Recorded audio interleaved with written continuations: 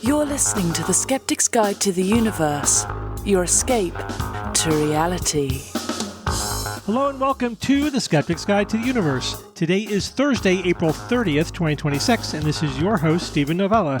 Joining me this week are Bob Novella. Hey, everybody. Kara Santamaria. Howdy. Jay Novella. Hey, guys. And Evan Bernstein. Good afternoon, everyone. Bob, how was Bermuda? Bermuda was beautiful. I wish I got my time machine working because I'd go back 1 week when we were on our way right now. But, oh well. It was a lot of fun. Went to Bermuda for a couple of days.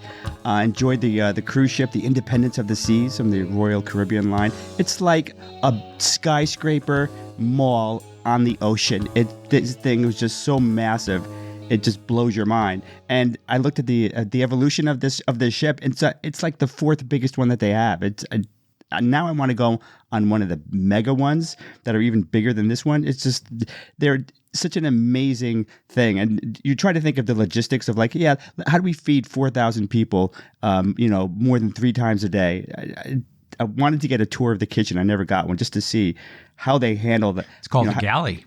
Yeah. Oh my God. Yeah. Right. It was just an amazing trip. And how are the seas? Did they agree with you, or did they send you, heading for the railings? No, I mean, yeah, it's very weird to be all of a sudden like you're in a huge structure. It seems like you're in a building or somewhere, right? And then all of a sudden the floor starts moving.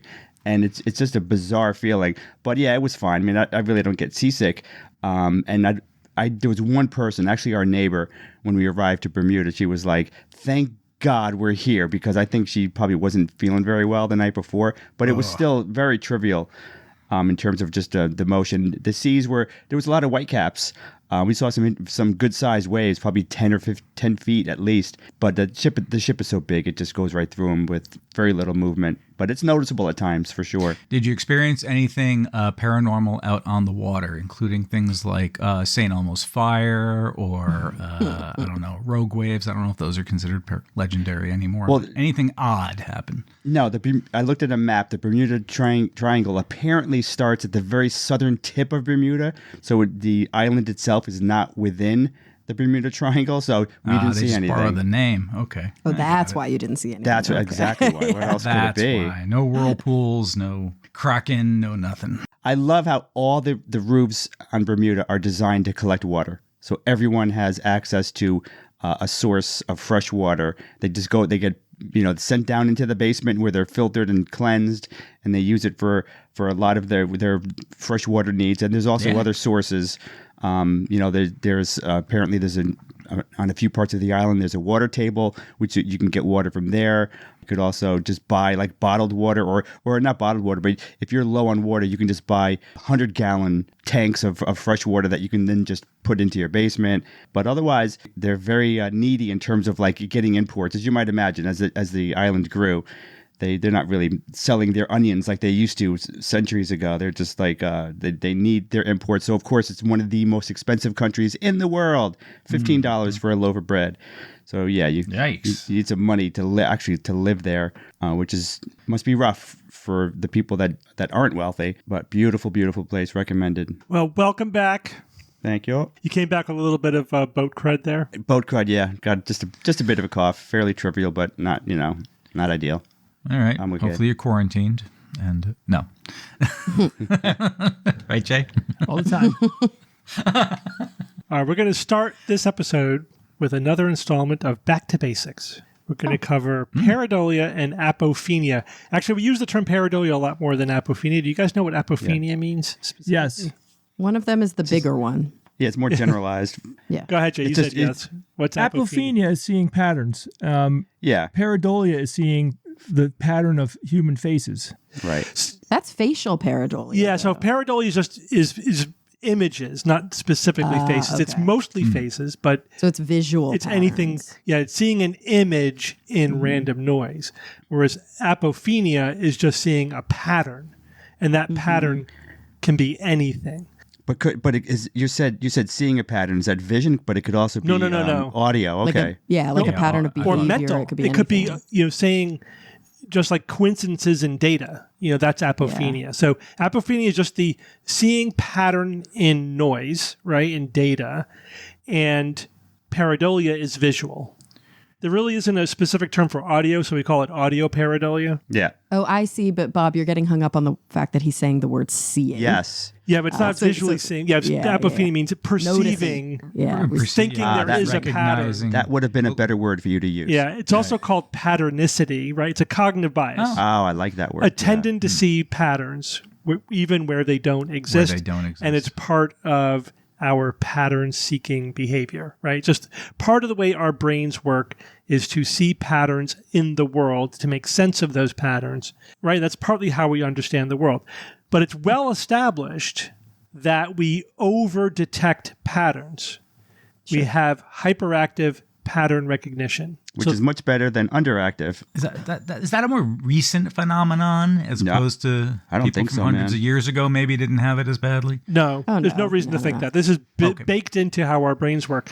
So in fact, essentially how our brains work, how we evolved, is that we have hyperactive pattern detection, right? We detect lots of patterns, even ones that are not real. And then we do reality testing to pare away the ones that are not real, right? So we see patterns, most of which are not real, and then we ask ourselves, yeah, but is this real?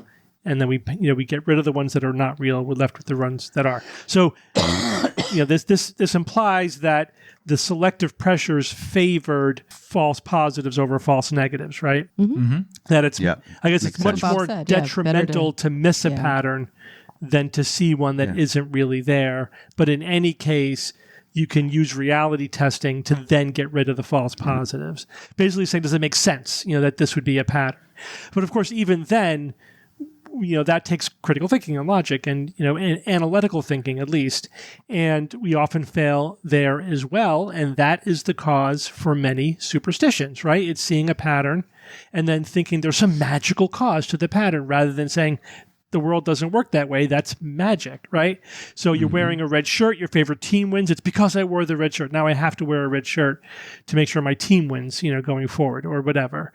And we tend to reach for that when we feel insecure. In fact, there's research that shows that people's tendencies to see patterns, even ones that have nothing to do with anything, right? Just random patterns, is greater when we feel insecure, right? So if you have a research paradigm, for example, where you put somebody off their game in some way, you give them a tough question that they get wrong or whatever, or you trick them in some way. Then you say, all right, do you see a pattern here?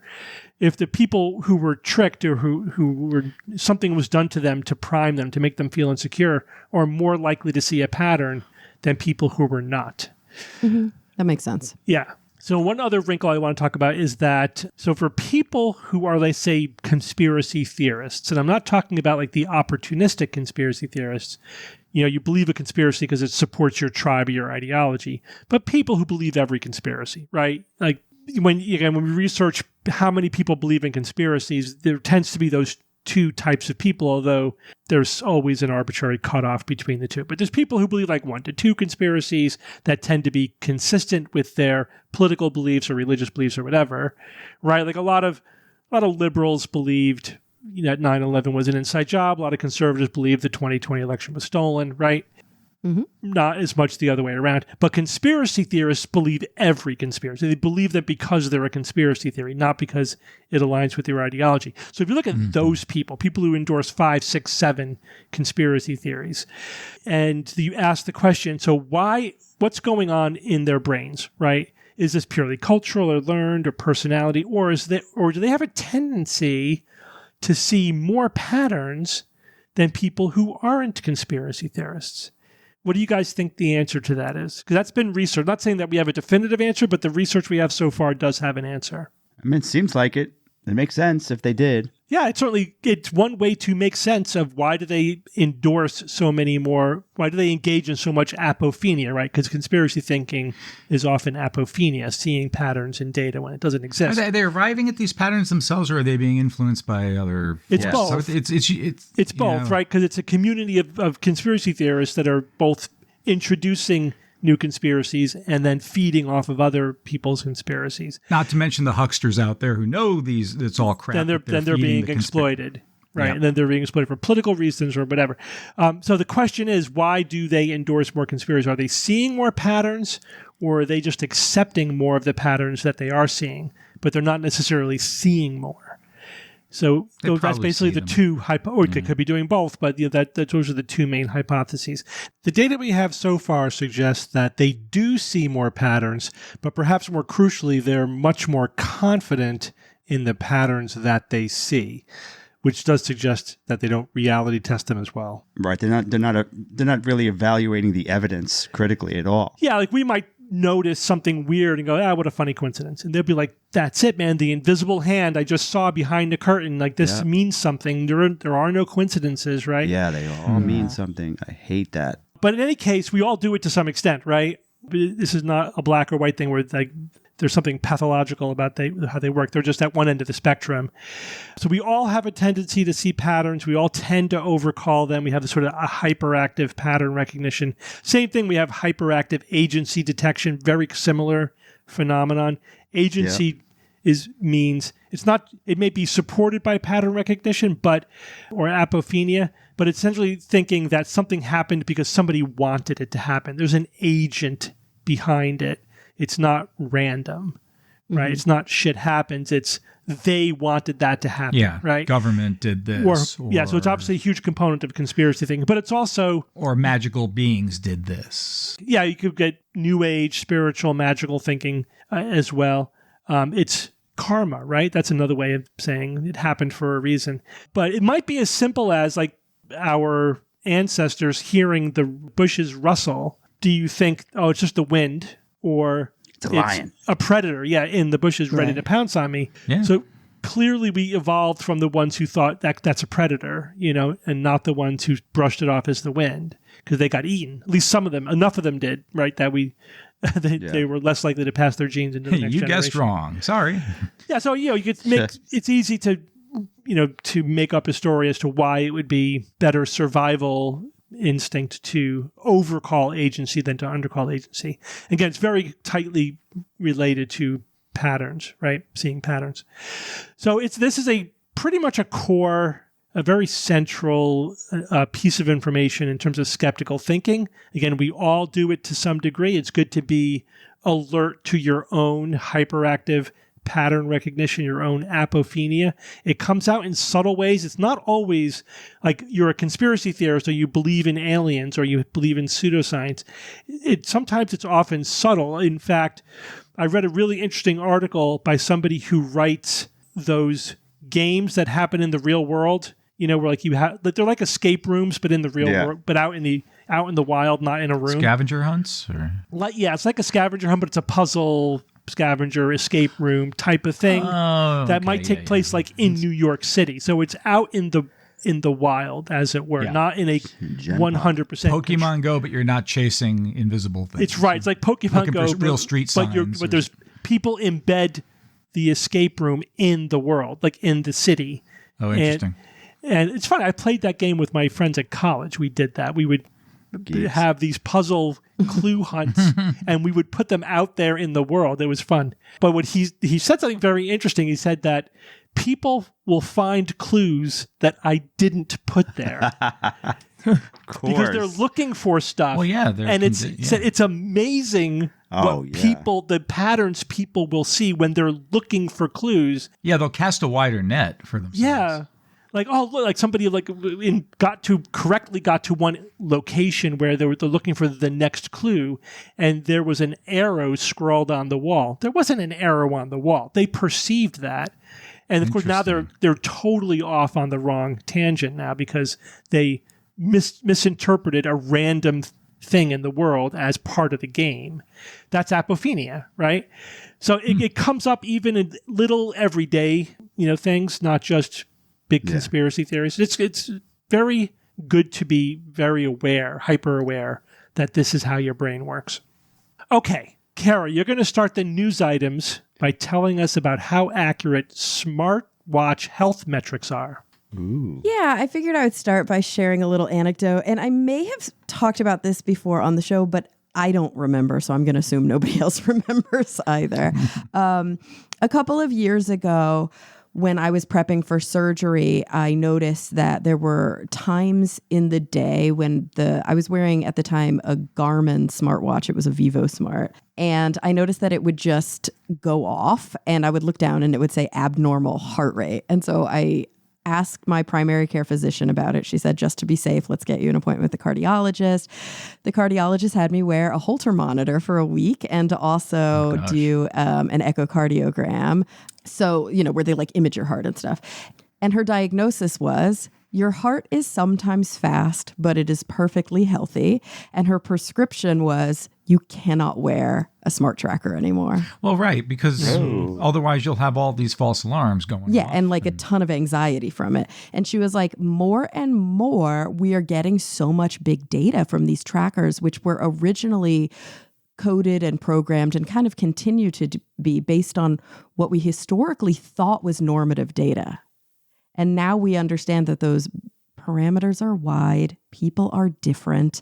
And when there are bands that say, okay, you're outside of the band of normal, it can cause a lot of undue stress. So obviously from a healthcare perspective, that's disconcerting. But what about from a straight up fitness perspective? Well, there was an article written in The Conversation by Hunter Bennett, who is a lecturer in exercise science at Adelaide University. Shout out to Adelaide. We will not be visiting you, but we will be in your country. And he writes about, he does like a really deep dive onto all the different features that these wearable devices have and how much we should actually trust them. So what are some of the features that you guys might use in your smart trackers? Oh man, steps per day for sure. Okay, so step counts is a big one. I mean, are you talking, we're talking about like sleep as well? Yeah, sleep tracking. That's another big one. That's the number one thing for me. So number one for Jay is sleep. For Bob and Evan, it sounds like it's steps. For me, it was as well. Steps. Heart rate at the time. Okay, steps also for yeah, it's Steve. steps paired with heart rate. Yeah. See where my heart rate got during my active steps.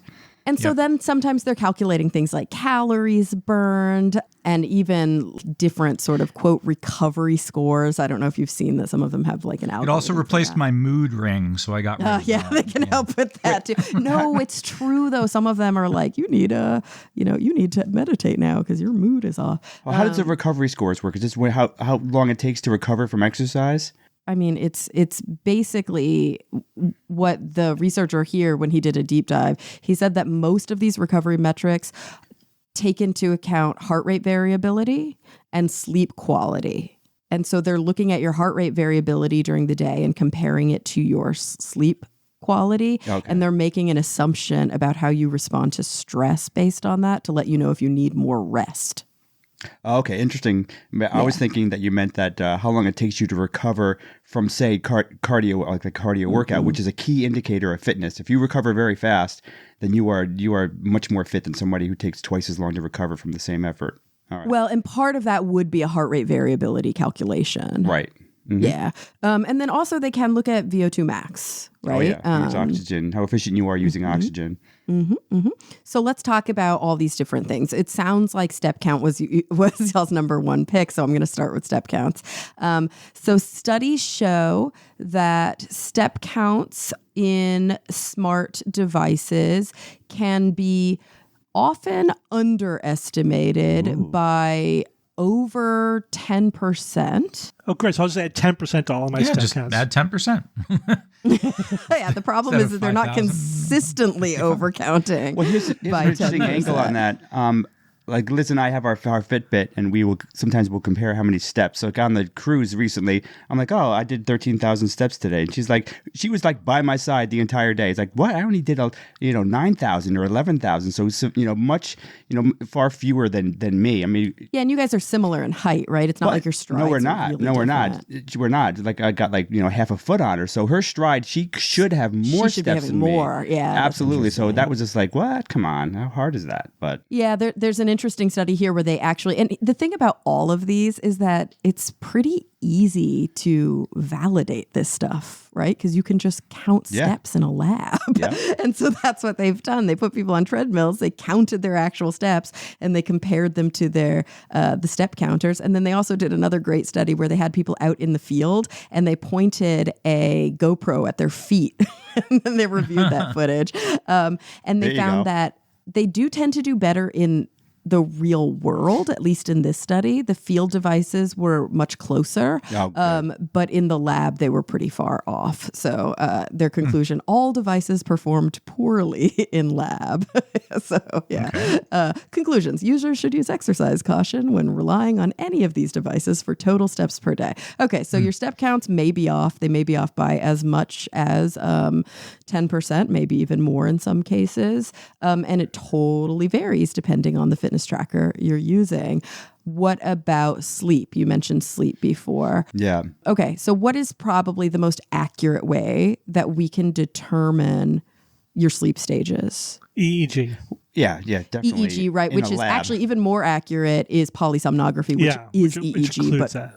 Yeah, but plus respiration and all that good stuff. And so they've done studies where they compare these sleep monitors to polysomnography in the sleep lab, and they found that it's actually pretty good at knowing when you're asleep.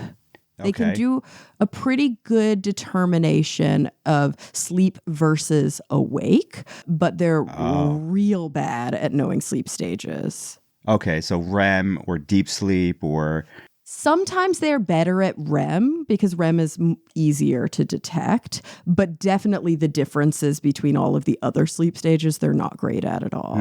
So they were able to identify rapid eye movement compared to wake pretty well. And it says, for example, in this study where they compared a lot of devices, all devices were better than 90% accurate at identifying that there were sleep epochs. And don't get on me for the way I pronounce epoch here in the USA. That's just what we do. I don't say epoch. I don't know if you guys do. Oh, I see. Epoch? I would say epoch. Yeah, I do not. Epic? Anyway, we'll just say stages. So the all devices detected were not, over 90% accurate in detecting these sleep stages. Like they were sensitive to say, yes, you are in a sleep stage, but their specificity was between 30 and 50%. Oh, wow. So determining which sleep stage you were in, they were pretty miserable at. So for people who think that their, smart ring or their smart watch is giving them neurological data about their sleep quality, you've got another thing coming. It really is not doing a good job of looking at your sleep architecture at all. If all you care about is how much sleep did I get, okay. They probably are doing a pretty good job of telling you when you were asleep and when you weren't. For my Fitbit, it was interesting that it also lists when you are awake. So you had 10 awakenings last night. Like, oh my God, I don't even remember one of those. So that's can be an important figure. And if you're waking up way too much, then that's not good. And it is a little better at telling you that. So, take that as it comes. Okay, what about heart rate? You would think that heart rate is going to be the probably easiest thing to measure. So these heart rate monitors usually on smartwatches are looking at changes in blood flow through your wrist veins. Mm-hmm. And what's interesting is they're pretty good at low intensity and at rest. But the more intense the exercise gets, the farther off the validity becomes. So it's kind of like the times when you want to know most, like your max heart rate and to stay in certain ranges, the error gets bigger and bigger. Oh, that stinks. And that's in a study specifically with Apple Watches, but there are other studies that look at other types of consumer activity monitors. And of course, no one monitor is better at everything. Some are better at some things and worse at other things. So it's probably important to make sure that you dig deep into the research if you do want to find a consumer product for something very specific. Calories burned. So a lot of people love calorie tracking, but how do you measure how many calories you've burned. Now all of a sudden we're not just looking at metrics like actual, directly measured biometrics, but now you're having to put that into a calculation because they're estimating your energy it's an estimate, expenditure. Right? Yeah. It can only be an estimate. So there've been a ton of studies on this, and a sort of summary of them show that often we're under or estimating that energy expenditure by upwards of or more than 20%.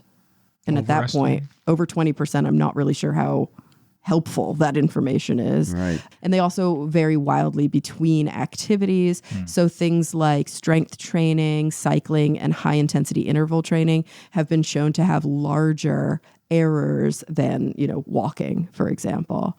And the problem is, as the author of this says, if your watch tells you that you burned a bunch of calories, like more than you actually did, you might think that you need to eat more food than you really need. And then you could be gaining weight and wondering why you're doing that when you're burning all these calories. Or the flip side, you might actually reduce your calories in an unhealthy way if you think you're burning more calories or fewer calories than you are. No, more calories than you are. So that could be a problem as well.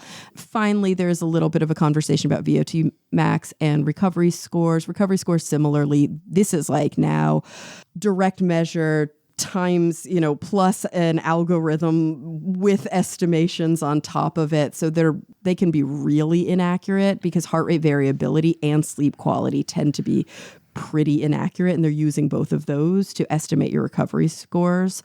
And that's not helpful if it is affecting people's behavior, right? If it says you're not recovered, you might not go to the gym that day. Or if it says you're fine, you might push yourself too hard. And finally, VO2 max. How do we measure VO2 max? Like in the lab, for example. They measure every ounce of air that goes in and out and how much you're using and how efficiently you use it.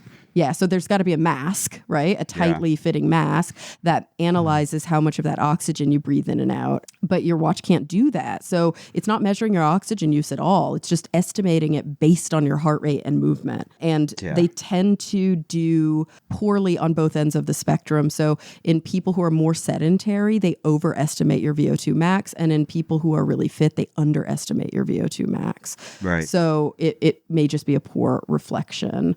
I think it doesn't mean that you should throw your smartwatch away, but I think it means that you should be skeptical. You should ensure that, if you're looking for trends over time, maybe if you're wearing the same device, that's still going to be helpful. Because the hope is that those errors are baked in.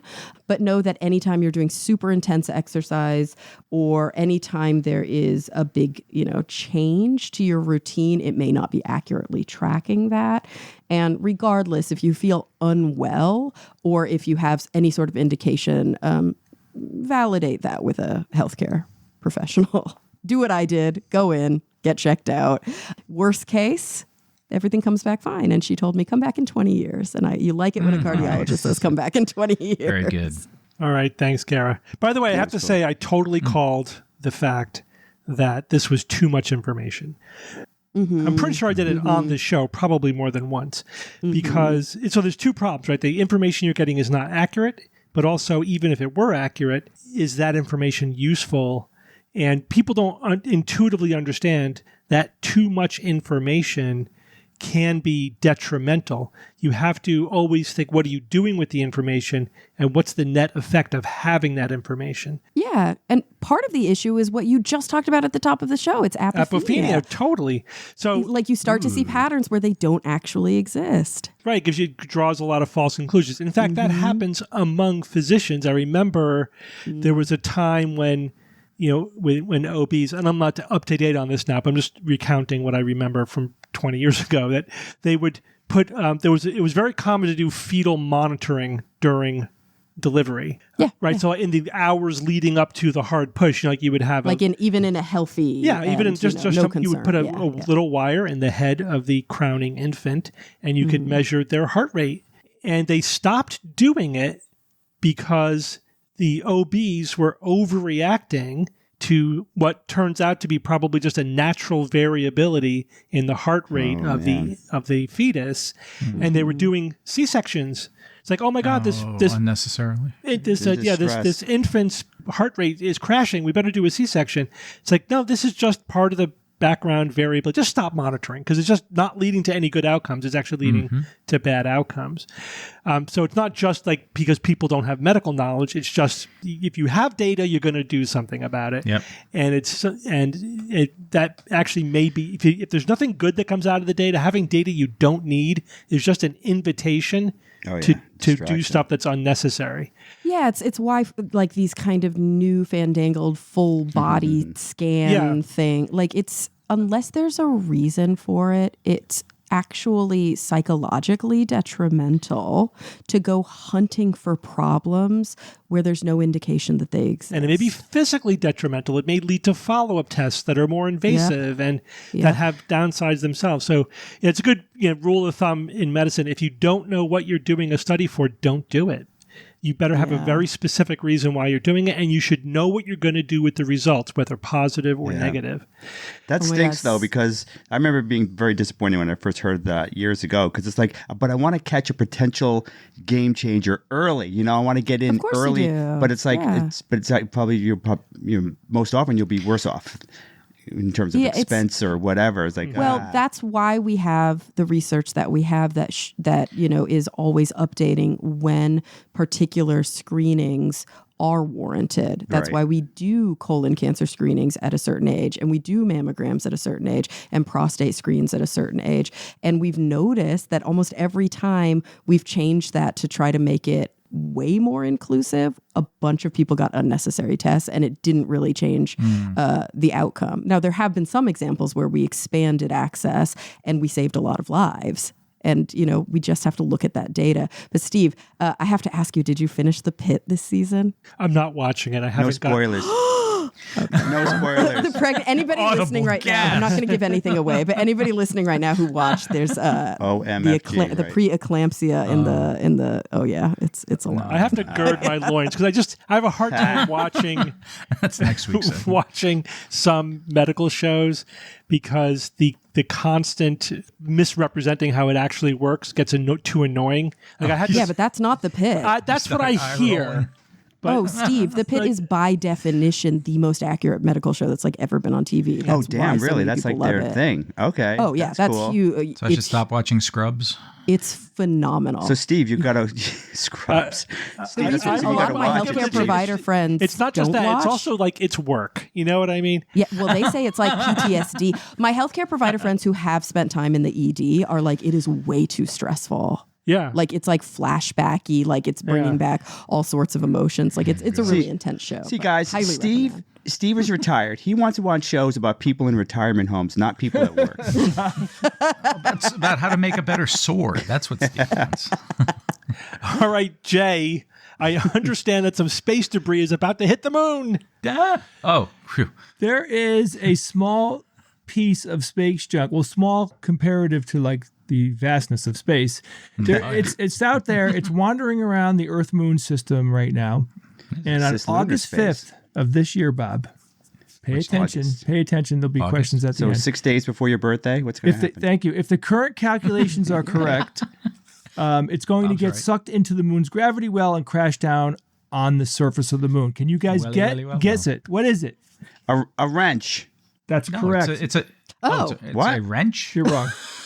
It has to be something. The fuselage of a ship, of a rocket, or a satellite. Steve read the article. A spent stage. I read every article. Does that. It's the upper stage of a SpaceX Falcon 9 rocket. So on January 15th of 2025, the Falcon 9 did its launch. It launched 2 private lunar landers. Right, there was the Firefly Aerospace's Blue Ghost Mission 1 and iSpace Hakuto R Mission 2 lander, right? It was called Resilience.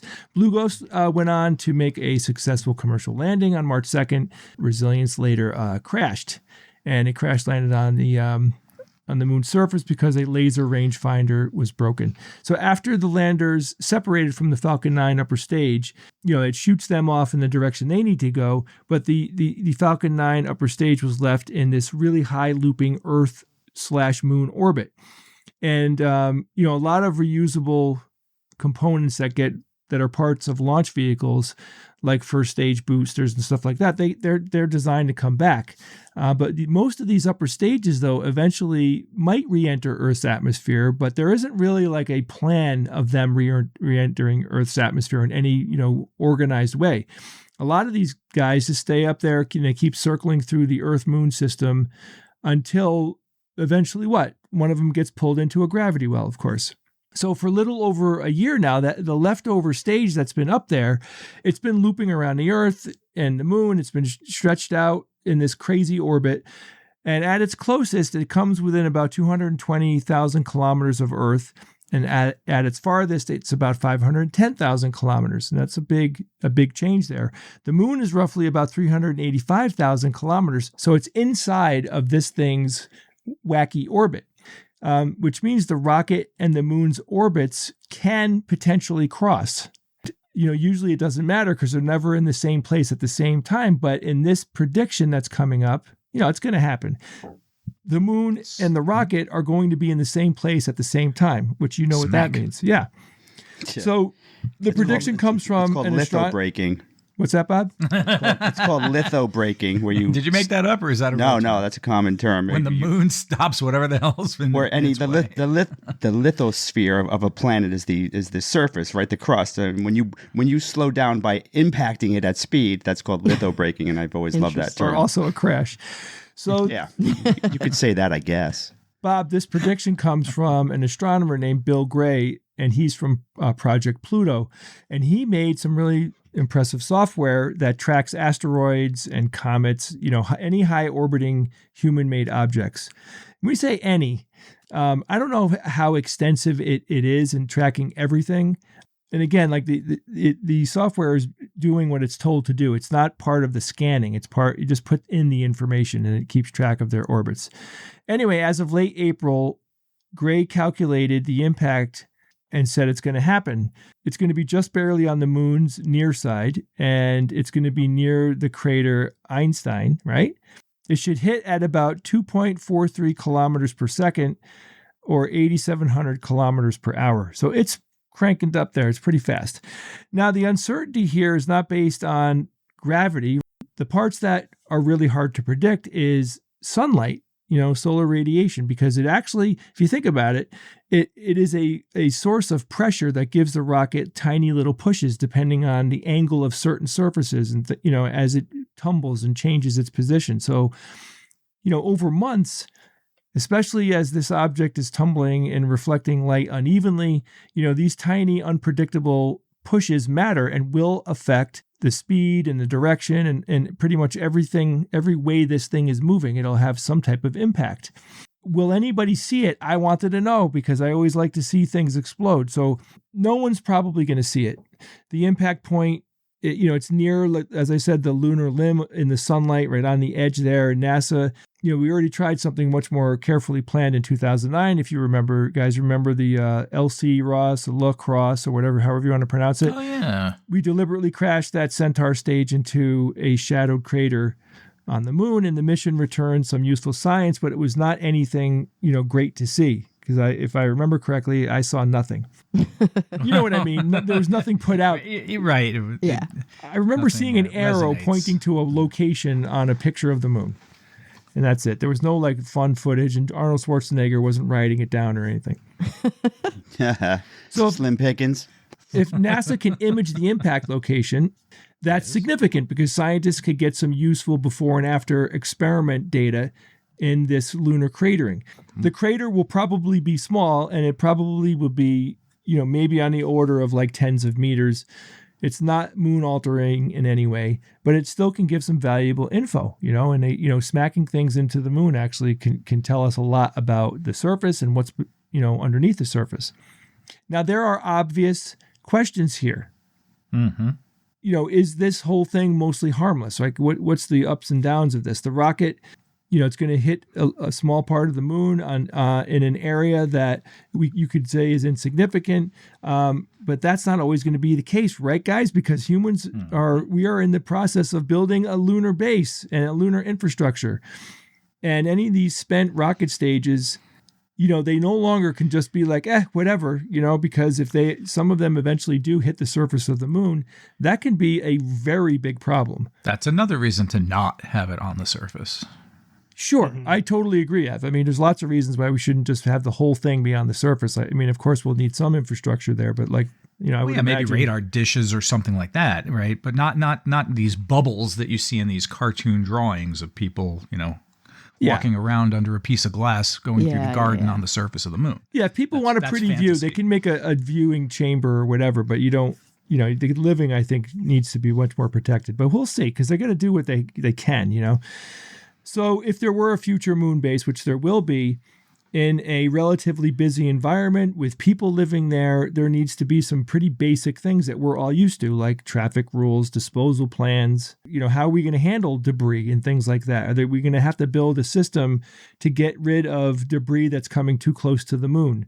So we need more technology here, obviously. We need to be able to remove debris around Earth and around the moon, and hopefully there'll be money for that someday. So just to give you guys an understanding, the Falcon 9 upper stage is not small. It's a cylindrical rocket body. It's about 45 feet long. It's about 12 feet wide. It's roughly, kind of like the size of a school bus, but a little bit bigger.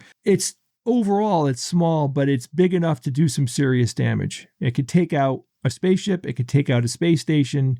Things much, much smaller can do much more horrible, do horrible damage. Imagine something that big. And then, it could shrapnel. And that's even worse, because then it's less predictable because of how big it is and how much material there is. I also asked the question, what else hit the moon?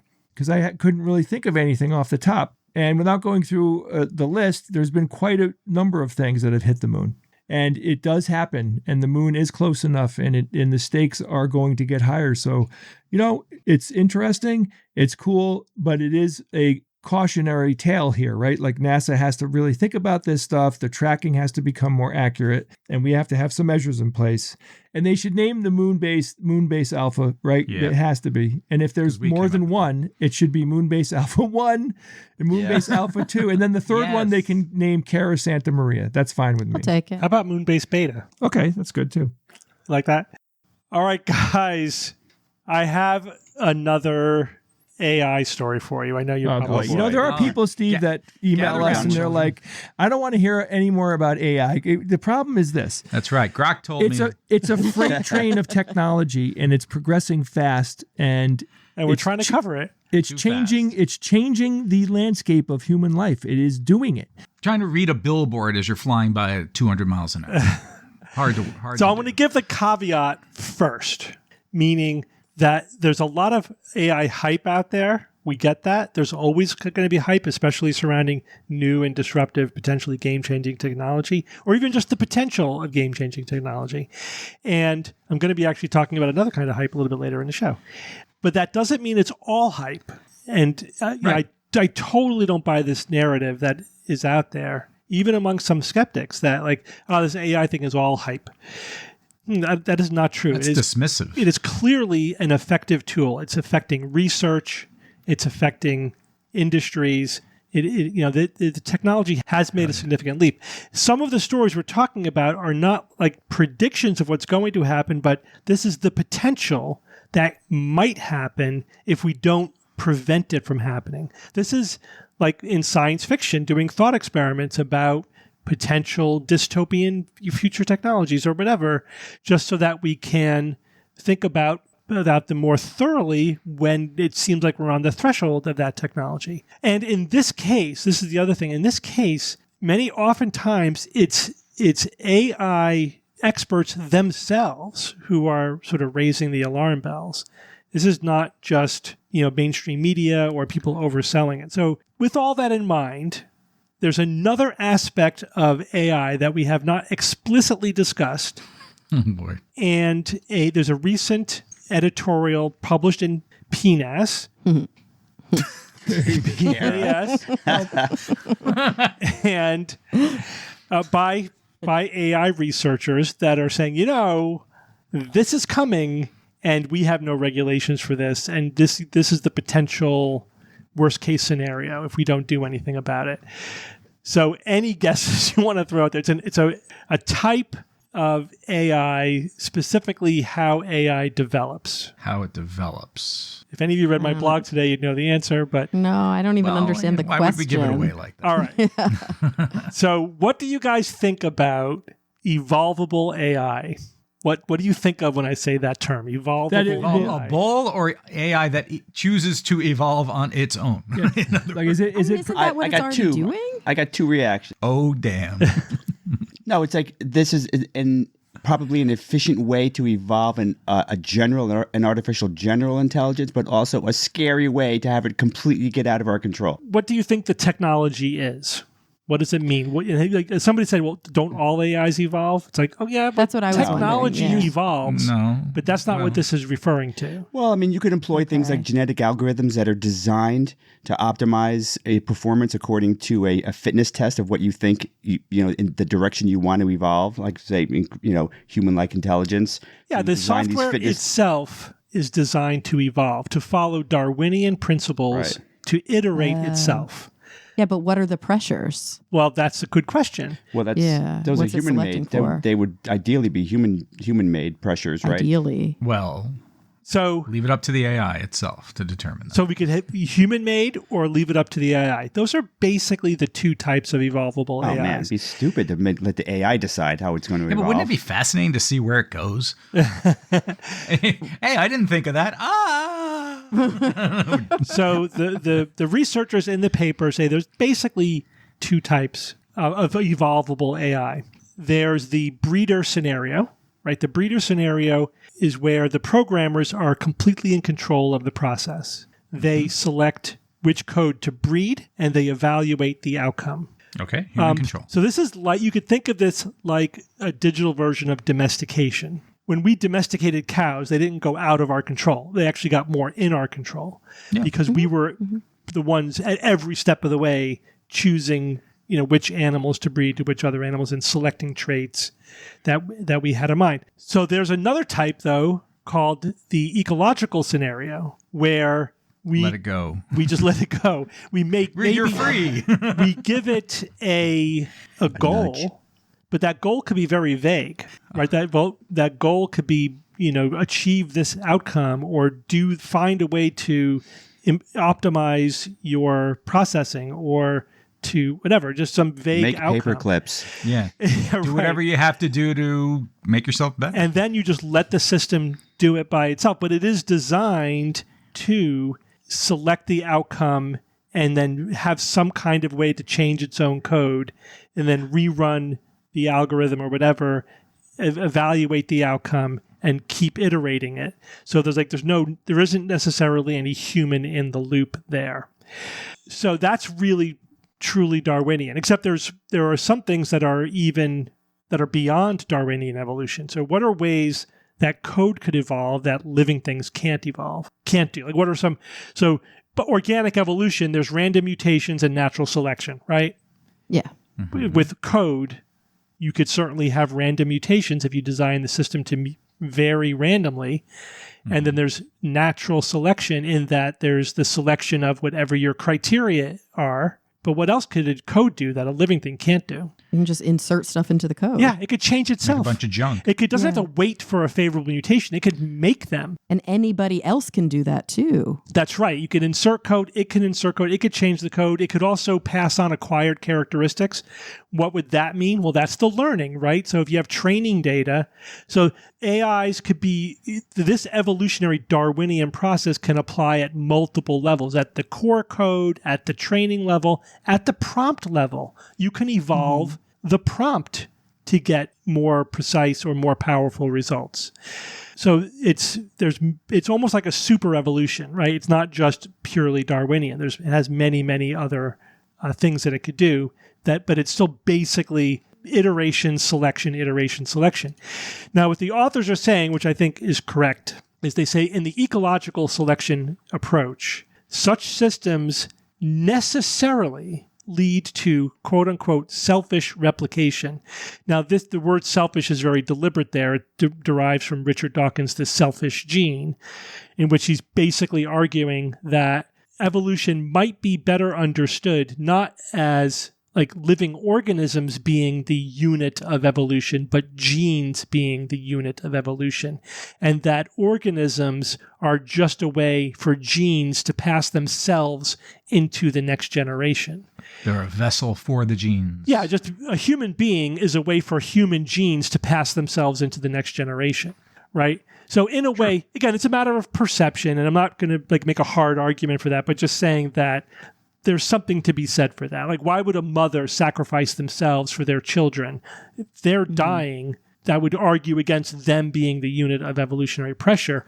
But it's more important for them to get their genes into the next generation than for them personally to survive. So so-called kin selection. So what they're saying is, in a Darwinian system, there's necessarily, just sort of baked into the Darwinian process, there's going to be selfish replication.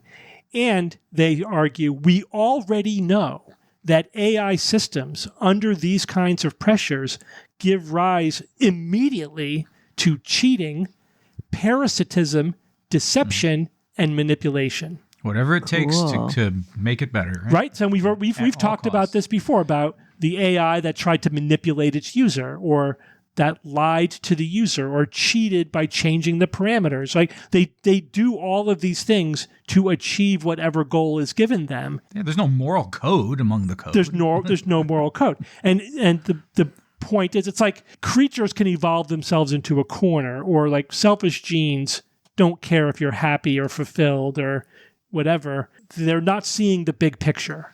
Right? They're evolving in a way that just has a higher chance of passing into the next generation, regardless of the implications for the organism, for the population, for the species, for the ecosystem. It doesn't matter, as long as those genes get into the next generation. So in this case, it's like the code will do whatever it takes to achieve the ends. It doesn't know the bigger picture or understand the implications of what it's doing. It's just maximizing, achieving whatever output is desired. Does that make sense? Absolutely. Yep. So that leads to the cheating, parasitism, deception, and manipulation, right? This is the way these systems operate. And again, we're already seeing this in AI systems. So, of course, this is highly problematic. Now, you might say, well, we'll put controls in place. But again, if we're following an evolutionary paradigm, what happens when you try to control a system that's capable of evolving? It evolves around you. It evolves around you. What happens when you try to control bacteria with antibiotics? They grow teeth. They evolve resistance. They mutate. Yeah. So any controls that we put in place is just a selective pressure for the code to break out of those controls. We're just going to make it more deceptive, more powerful, more manipulative, more whatever it has to be to break out of whatever controls we put in place. And we'll have as much luck controlling this ecological, evolvable AI as we do preventing bacterial antibiotic resistance from occurring. Of course, we can't. It's happening. There's nothing we can do to prevent it from happening. We might be able to slow it down with good practices, but we're not. It's like an inevitability of such systems. So we're creating a system that will necessarily evolve out of whatever constraints we give to it. And they said, of course, there's another added layer here. This is the authors. Again, we'll link to the paper.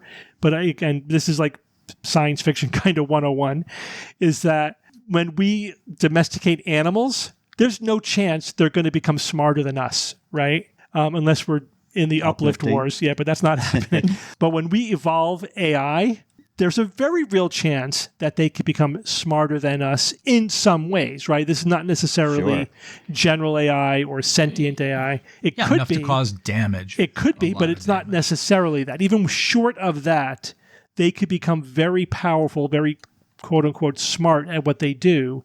And because evolution tends to lead to emergent behavior, meaning stuff that emerges out of the process that was not specifically coded in the first place, unpredictable emergent behavior, we may not recognize it when it happens. It may be too subtle for us to recognize, or we may recognize that something's happening but not really understand how it works. And we would basically have no way to control something we don't understand because it just emerged out of an evolutionary algorithm. God, that is scary, Steve. Yeah, I like that. And that Star Trek episode where the kid released the nanites. Yeah, exactly. Nanites. Yeah, but this is code. And it like destroyed the Enterprise, basically, or was going to. Yeah, it could have, yeah. Yeah, right. You have something that's out of the bottle. The genie's out of the bottle. You have an evolving system out there, ecological. That's why the ecological approach, like, maybe we shouldn't do this right now. So what they recommend is, they say, hey, this is a powerful approach to iterating AI and can result in extremely powerful, useful software. They're not saying don't do it. What they're saying is, if we're going to create an evolvable AI, we need to put it in a sandbox, and it needs to be really in a sandbox, so that it cannot escape. I know we had that recent item about an AI escaping from its sandbox. That was kind of a problematic story because it wasn't a perfect example of this, but it still raises the possibility of, we may think we've put it in a sandbox, but if it has any theoretical way of breaking out, it will probably find it. And so we have to really air gap and, have it in a location that it cannot get into the world. Then we can evolve it, see what develops, test it, quality control it, safety test it. And then if we have a safe, usable product, then you can release it. But of course, that requires regulation, requires safety testing, it requires slowing down a little bit, rather than just constantly racing to beat the competition. I don't think this is the kind of thing that the industry is going to impose upon itself. Maybe some individuals might, but across the board, probably not. And of course, if we're talking about other countries as well, this has to be an international kind of agreement. Yep, these things are potentially dangerous. We need to treat them like nukes. We need to treat them like nukes. Right? We need to treat them like the risk that they are, because these are powerful, and any powerful technology could be used for good or it could be used for evil. You can make power or you can blow cities up, right? So we have to make sure that it's used for good to make the world a better place, and not just recklessly put out there and see what happens. Let society deal with it at the back end. That's right. So we haven't spoken explicitly about this. This is a very interesting paper. I recommend that you read the whole paper, because it's again, experts going through very in a detailed way why this is something we need to be thinking about now. Not whoops what happened, but let's going forward, let's figure out how to do this smartly so these things do not evolve out of our control with unintended, unforeseeable, uncontrollable consequences. Because this is powerful. Mm-hmm. Well, you scared the audience again, Steve. Well done. Well, I didn't write the paper. I read the paper. I'm like, oh, this is interesting. Evolvable AI. What's that all about? Well, what's funny is so much of the stuff that comes across our plates today, none of us can do anything about it. It's all... You talk about it.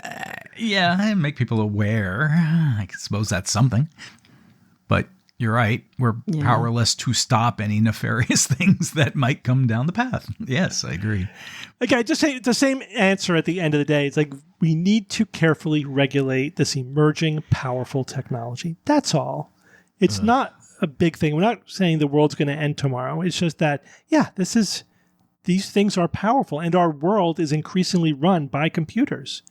And it's increasingly run by people who are anti-regulation. Well, right, yeah. In the 1930s, right, when nuclear physics and everything were, being discussed, and the potential and the disaster and everything, didn't all the scientists who were capable at that time come together and make a statement of some kind? And do we have anything like that going on with AI right now? We do have that. There are some people, yeah. Oh yeah, there's a bunch. It's not industry wide though. You can also see interviews with tech bros who are like, society will find a way to deal with it. It's not really our problem. Yeah, it's not my responsibility. I'm just going to make money off of it. The thing is, philosophically, we've already dealt with this question. It is 100% the responsibility of scientists and technologists, people who develop new science, develop new technology, to think about how this will affect the world. They are responsible for the effects of something that they bring into being and unleash onto the world.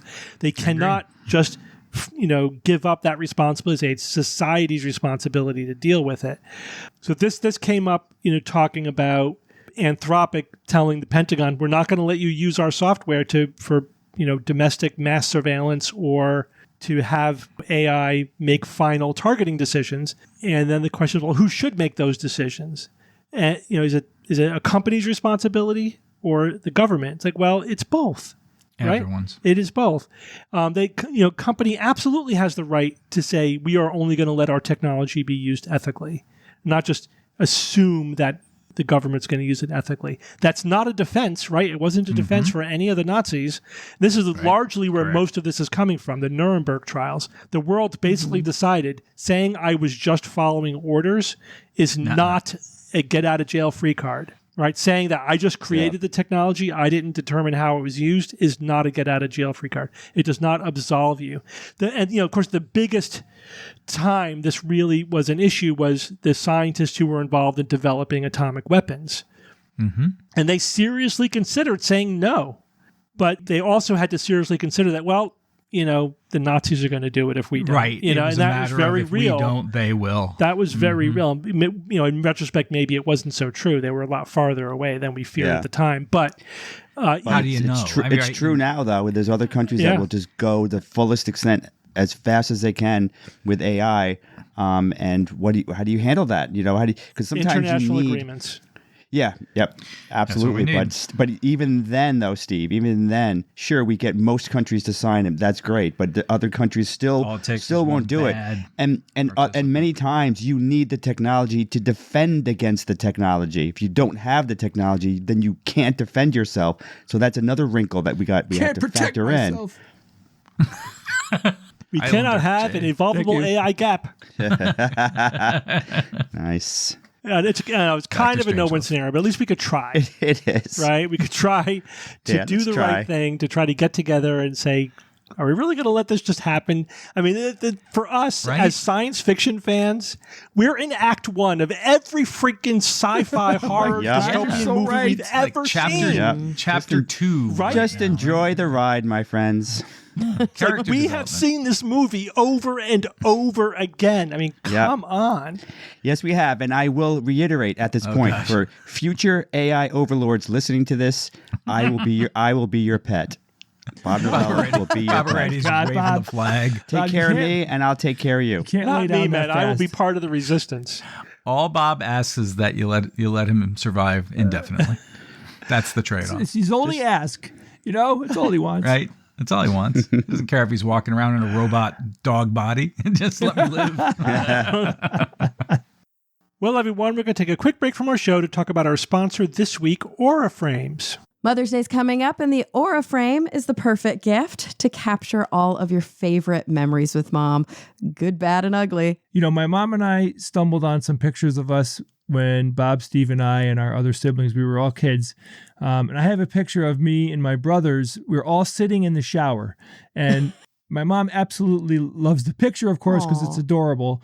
But I was just thinking, man, she did it right. Like one group hose down, boom, they're all done. You know what I mean? Like 10 minutes in, out, go to bed. I love it. So that's one of many photos that, of course, you could upload remotely and wirelessly and effortlessly using the free Aura app. You can even text photos right to your frame. So even the most tech unsavvy moms will be able to get new content fresh to her Aura frame. And of course, you can personalize the gift and even add a message before it arrives. Named #1 by Wirecutter, you can save on the gifts moms love by visiting auraframes.com. For a limited time, listeners can get $25 off their best-selling Carver mat frame with code SKEPTICS. That's AURA frames.com, promo code SKEPTICS. Support the show by mentioning us at checkout. Terms and conditions apply. All right, everyone, let's get back to the show. All right, Bob, tell us about these merging quasars. What are they merging for? What's that? What's going on? Yeah, why? Gravity, baby. Do they like each other? This is the early universe. Just keeps getting cooler every time I look at it. It's so much more interesting than the heat death at the other end. All right, so astronomers have solved a mystery confirming the existence of two active quasars in a death spiral when the universe was less than 1 billion years old. This is from a team led by Minghao Wei from the University of Arizona. Their paper on the archive server is a close quasar pair in a massive galaxy merger at z equals 5.7. So quasars, let's set the quasar table a bit. Don't talk about them too often. Quasar is an acronym for quasi-stellar radio source. When they first discovered them, they thought this was a star-like object, a weird one, but a star-like object that was close by. But they found out that they were really entire galaxies that were billions of light years away, kind of the opposite end of the spectrum. So quasars are essentially galaxies in the early universe with black hole cores on steroids. Super, super active. They're what they're called active galactic nuclei. It's like a stationary Galactus in an endless buffet of planets, stars, and gas. So one of the hallmarks of these quasars are the relativistic jets that the magnetic forces are releasing this on the south and north poles of the black hole, supermassive black hole. So these relativistic jets are just these like particle beams of plasma, and also electromagnetic fields and radiation. So they're fascinating. But more important to this story is the accretion disk that is also around the quasar. This is just a whirlpool of matter that takes all the tiny chunks of everything that it's eating, and just takes the gravitational energy and turns it into basically this flat whirlpool of intense radiation of X-rays and ultraviolet mostly. It's this disk that makes this thing so detectable. It's so bright. Imagine a disk as big as our solar system. That's it. Just as big as our solar system. Sure, it's big, but it would be brighter than our entire galaxy. That's how bright this is. If this thing was, say, 30 light years from Earth, it would still be as bright as our sun. Super, just as bright as our sun. Of course, the other radiations would kill us, but it would be comparable to our sun in a lot of ways. So needless to say, these are among the brightest things in the entire universe and endlessly fascinating. The quasars for this story were discovered in 2021. You might think, well, that's 5 years ago. Why is it coming out now? Because what it appeared to be is two quasars that were the same distance away, about 12.8 billion light years, separated by 7.4 kiloparsecs, which is about 24,000 light years. That seems like a huge separation, but we're talking about galaxies, two galaxies that are 24,000 light years away. That's pretty damn close in those terms. I mean, the Andromeda Galaxy is over a couple of million light years away. This is this is still pretty close for big galaxies, especially quasars. Now, these are super rare. If this were real, this would be super rare because you've got two active quasars. Because if it's a quasar, then that means it's active. It has an accretion disk. It's actively feeding. And so having two together, these two galaxies orbiting each other, having them together, but also in the early universe is a very rare thing. Only one other one has been discovered. So this would be a very special thing. But it was mysterious because is this really two quasars, or is it possibly one quasar that appears to be two due to gravitational lensing? So that would mean you'd have a quasar, and then in the foreground, much closer to us, would be, say, another galaxy that is splitting the light and turning it into two images. So then when you look at it, you see two images of the same thing. And sometimes it's hard to tell them apart. It's hard to see specifically that these are actually the same images of the same things because they could be distorted. So the scientists looked at using the ALMA, which is the Atacama Large Millimeter Submillimeter Array. Using that instrument, they found a tidal bridge between these two galaxies. So they essentially found two streams of matter that have been pulled from each galaxy into a bridge connecting the galaxies. And that has to mean that these are two separate quasars and not one quasar created from gravitational lensing. So that was the critical piece of information that they discovered. And it's interesting though, because if you have this tidal bridge connecting these two galaxies, even though they're far apart away, 24,000 light years away, that means that there is a lot of gravitational influence here. So, and that's part of the reason why these quasars, these supermassive black holes, are feeding, because when you have two galaxies that close, there's a lot of gravitational disturbances. So the gas that may be in orbit around the galaxy is losing some of its angular momentum, and then it could just fall much more easily down into the black hole and feed it. So it could be, this interaction between these two quasars could be helping the quasars be active for many, many millions or even billions of years potentially.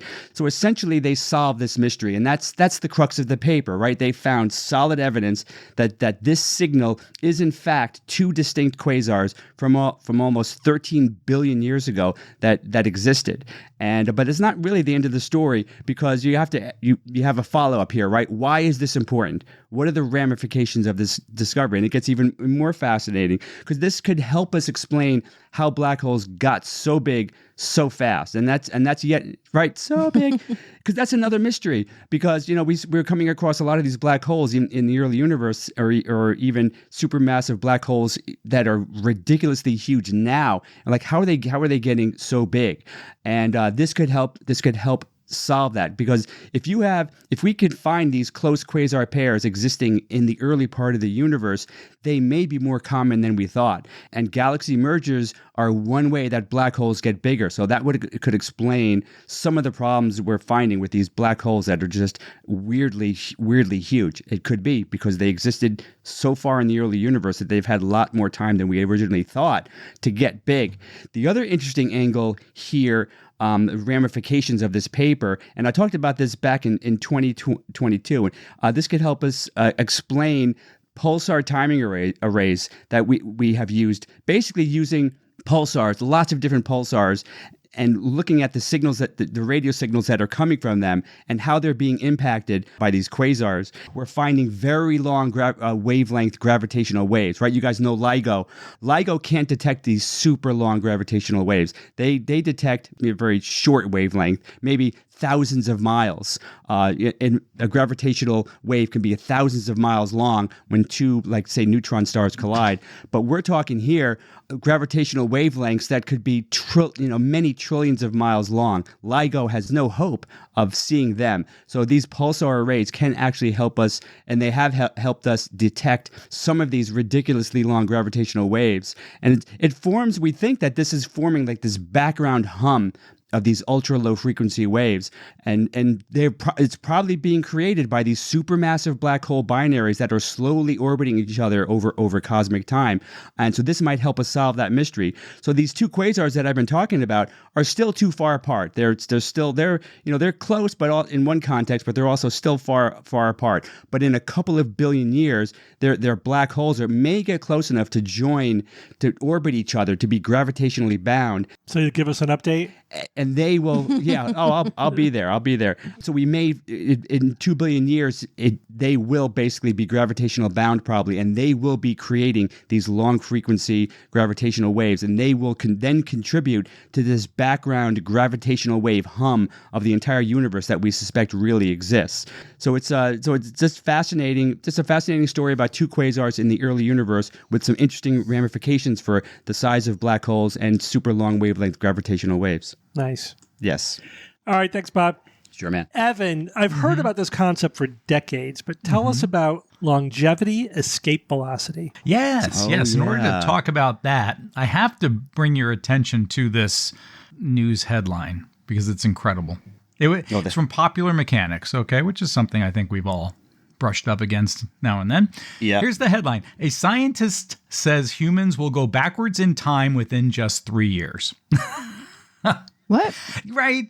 That headline, that would be a dumbest thing of the week candidate if it was really just about that. If it was literal, yeah. That is clickbait. I see what they're doing here. I think we should do a recurring segment about the inaccuracies of headlines, right? And just how clickbait. But look, hey, it did the trick, didn't it? That's clickbait. It's irresponsible. Got me to stop. It got me to read it. I mean, this trick works. It even works on people who know better, to tell you the truth. I suppose if it didn't work, they wouldn't have to make up fake and misleading headlines. They didn't even need to do that, because this could potentially be fascinating in and of itself, if you're being, more realistic about it than having to resort to time travel. Give me a break. Well, the hook is in, and now I get to start eating the worm. So what is the article actually claiming, or what's it reporting about? Well, it's this idea, all right, that if a person is able to make use of technology and medicine to overcome all of the aspects of the aging process, could that person stay out ahead of death itself? Life extension, and more life extension. Continually artificially extending a person's existence so that death never catches them. Living long enough to live forever. That's the phrase, I think it's a paraphrase, associated with Ray Kurzweil, who's the computer scientist. We've talked about him before on the show. Computer scientist, inventor, futurist, who has long argued that exponential progress in computing, artificial intelligence, biotechnology, and nanotechnology will eventually let humans outrun aging. But is Ray actually saying that people can somehow time travel, as the headline suggests? Of course not. Is he talking about reversing entropy? Hardly. The claim is about, as you said, Steve, longevity, escape velocity. The hypothetical point where medical progress adds more than 1 year to your remaining life expectancy for every year you live. Yeah. That's so the way to put it. Yeah. So if you age 1 calendar year, 12 months, but advances in medicine in that time, say, will add 14 months to your expected lifespan, then, in a matter of speaking, you have, quote unquote, gained time. And that's the backwards in time part, that metaphor that's used, and that's what totally got mistaken. They could have at least put it in quotes. I mean, Sure, I know, right? man. I know. I have increasingly less trust with Popular Mechanics over the years going through some of their news items. I'm sorry, it's just not what it used to be. But wouldn't you have stopped and read that if you had come across that headline yourself? Yeah, I definitely would have dived in a little bit. Kurzweil made that specific claim, his claim, back in a 2024 interview with Bessemer Venture Partners, saying that once you get past the year 2029, so it's 5 years out, you'll get back more than a year, which he described as, quote, going backwards in time.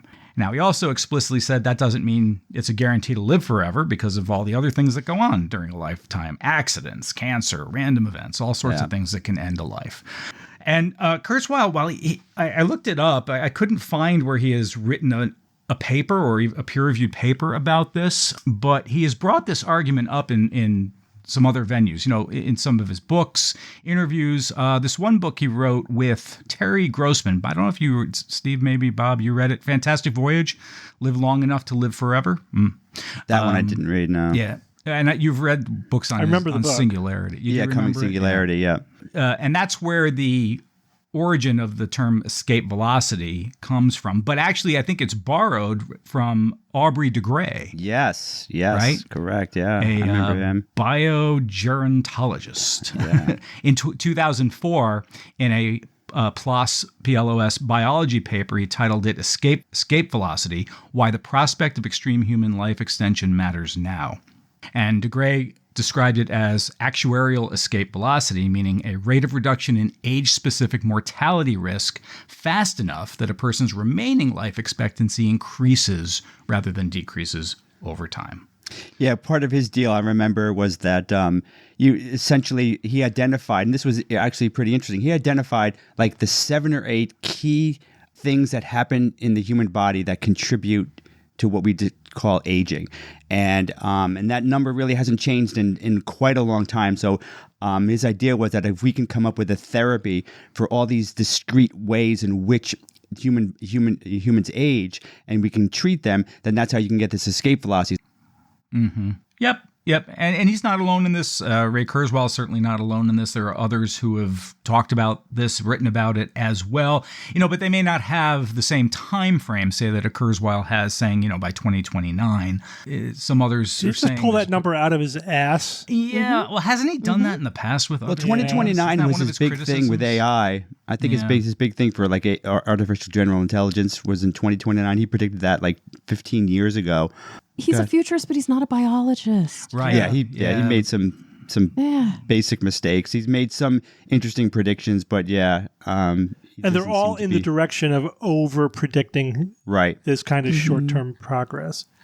Right. Yeah. I think these types, in my opinion, these types of therapies are something that is possible, but I think it's not for quite a while. Not for 5-6 years. Right. That's not going to happen. Right. And I think maybe our kids or grandkids will see some similar therapies, but it's going to be a while. Yeah, no, there are others. There a fellow by the name of Peter Diamandis, a techno-optimist, who also agrees with Kurzweil, but says, we're looking at 2 decades, maybe more. I'll tell you why they're all wrong. I don't think it's ever going to happen. Yeah, it's not in the foreseeable future with any extrapolation of even theoretical technology.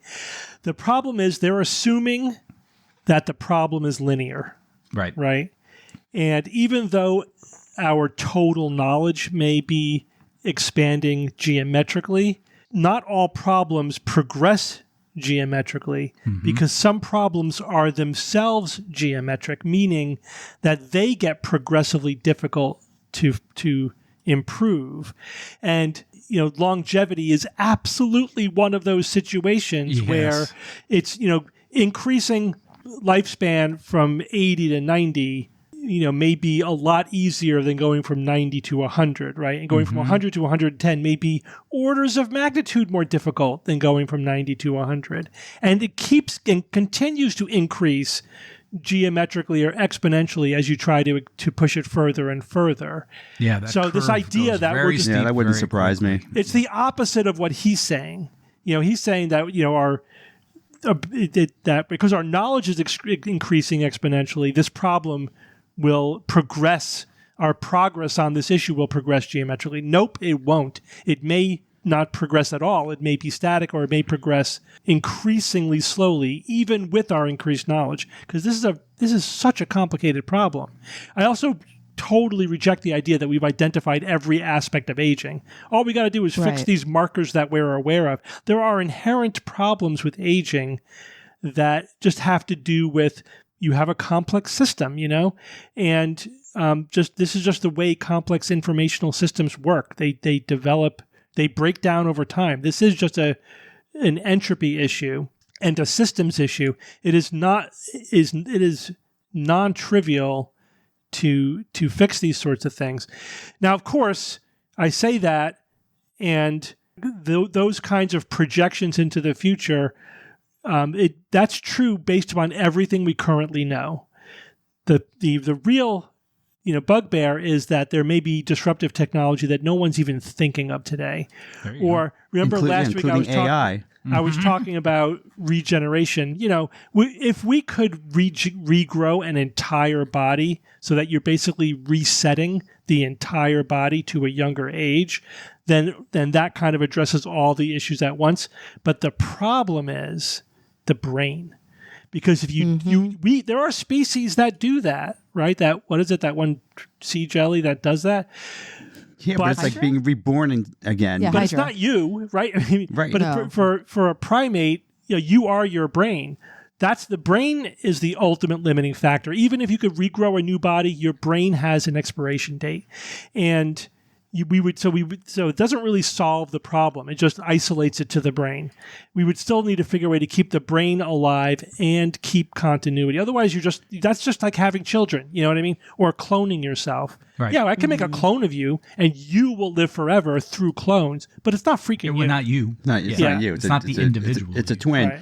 Yeah, I wouldn't be surprised if our biological age really doesn't increase, but what some of this research could solve is increasing our health span, so that when you're in your 80s or 90s, you could be more like you could have a fitness and health level of when you were like 50s or 60s. That to me, that's probably even more likely, and that would be great. Increasing our health span, quality of life during your life expectancy. Yes. Yeah, the goal really should be compressing morbidity into instead of decades, compress it into like 6 months, where you have a decline of 6 months or less, but you're otherwise fairly healthy until then. You just get to a point where you just die, but you've been pretty functional all the way up to that point. Right, that would be ideal then. Yeah, sure. Saying 3 years is ridiculous. 3 years. That's that is ridiculous. It really is. Now, this happily eat my words if I'm wrong, but damn, that sounds like just rank nonsense to me. So I was correct in identifying this as almost the dumbest thing of the week candidate. Yeah. All Okay, right. good. All right, thanks, Evan. Yep. Jay, it's Who's That Noisy time. All right, guys. Last week I played This Noisy.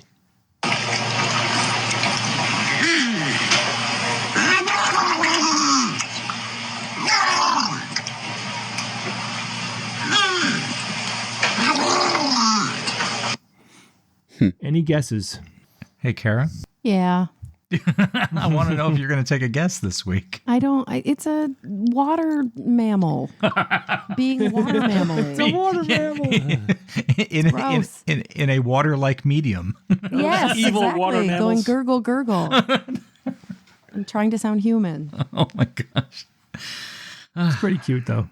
All right. Well, we have guesses here. I have a guess from a listener named Hunter. Hunter says, "Hey, Jay, that is a platypus."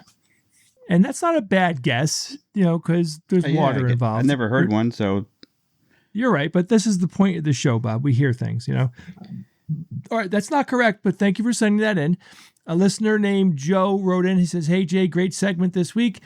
I swear you've used this noisy before, maybe 10 years ago, but I'll be goddamned if I can't remember what it is, you tricky bastard. I'll say a frog, but since specifics are always required, we'll go with a Goliath frog." Oh. You are not correct, but again, you're kind of in the right area here.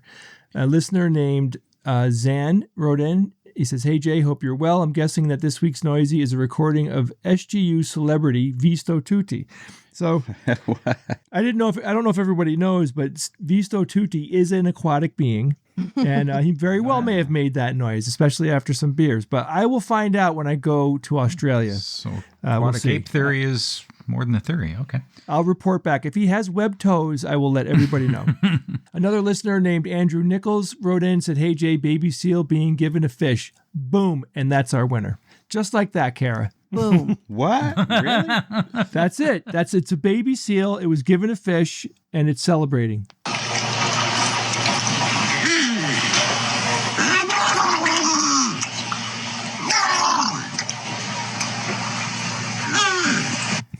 Wow. It does kind of sound a little like when Gollum caught the fish and it was happy about it, maybe. So Wow. it does have that vibe to it. So anyway, I thought that was cute.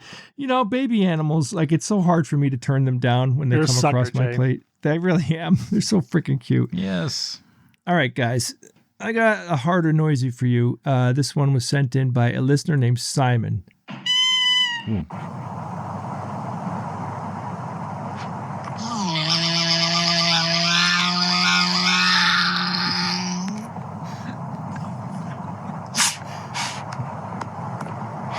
All right, there you have it. Kara, I know you're going to run out and try to figure this one out immediately. She won't sleep for a week until she gets the reveal. Totally. If you guys think you heard something cool, give me the minute. You never know. I mean, I get so many good submissions. You just don't know if I'm going to pick yours. I'm very selective, but I have to be because we want the quality to be good. So just email it if you have a suggestion, or if you know what this week's noisy is, or you'd like to send in a guess, you email me at wtn@theskepticsguide.org. Steve, I gotta get through these announcements. Do it. All right. So first and foremost, if you like the work that we do here, or if you believe in our mission statement, which is to educate people on critical thinking, make them more media savvy, help people understand what's true and what's fake, because there's so much of it out there, and it's being pushed at us at an alarming rate.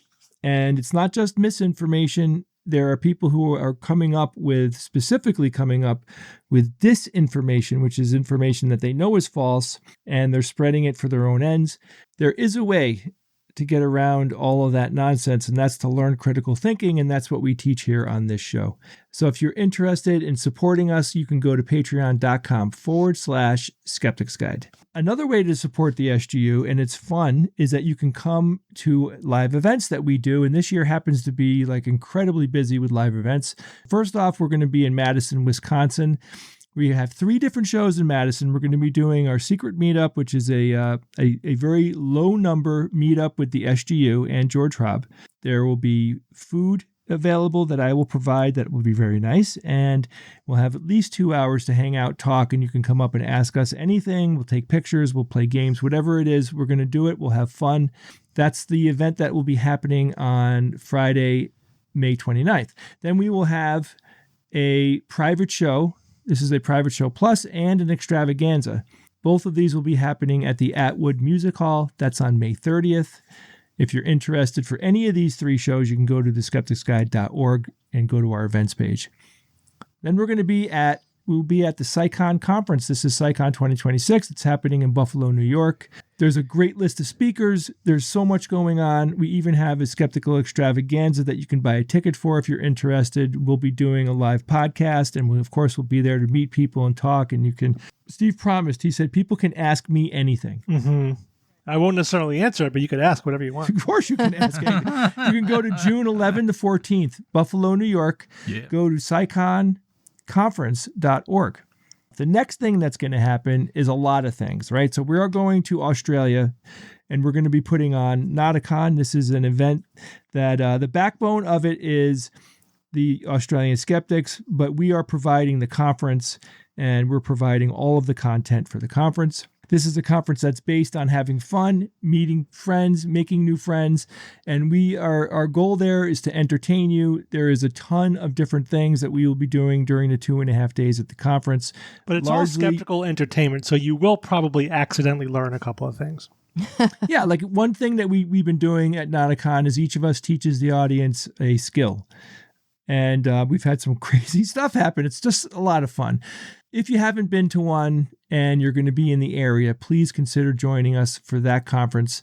You can go to nauticoncon.com, or you can go to skepticon.org.au for the Nauticon Australia conference. And when I say there's a lot of events happening, there are several different things you could buy tickets for. You just need to go to the websites to check it out. We really hope you can join us for that. Then the week after that, we will be going to New Zealand, and we'll be joining them for their conference that's happening this year. You can go to conference.skeptics.nz. Of course, everything that we're doing on these trips to Australia and New Zealand are going to include George Hrab, Brian Wecht, and Andrea Jones-Roy. You get all of us. It's all one package deal. And not to forget that before we go to Australia and New Zealand, we will be we're flying through LA, right? So we're picking up our LA friends, which are Brian Wecht and Kara are going to be joining us. On July 17th, this is Friday, July 17th, we will be doing an SGU private meetup. Again, this is our low number event. And then on July 18th, we're doing something new this year because of scheduling problems and everything. We had to combine the private show with the extravaganza, and it's called SGU and Beyond. And it's a 4-hour experience. You'll see us record a live podcast. And then we'll be doing similar things that we do to the extravaganza. There might be a couple of crossover things, but largely it'll be unique to this event. It's going to be a lot of fun. There'll be audience interaction, and this is a once-in-a-lifetime show because I highly doubt we're going to do this again. It was just a circumstantial situation. But we might if it works out really well. I think it's going to be a lot of fun. So again, all of this will be happening in LA. If you want all of the specifics for any of these events, go to theskepticsguide.org, go to our events page. And if you have any questions, don't hesitate to email us at info@theskepticsguide.org. All right. Thanks, Jay. Could do one email. This one comes from Dr. K. I didn't get explicit permission to say his name, so I'm just going to call him Dr. K. And he writes, "Hello, SGU. I'm a faculty member at the University of, I'm not saying.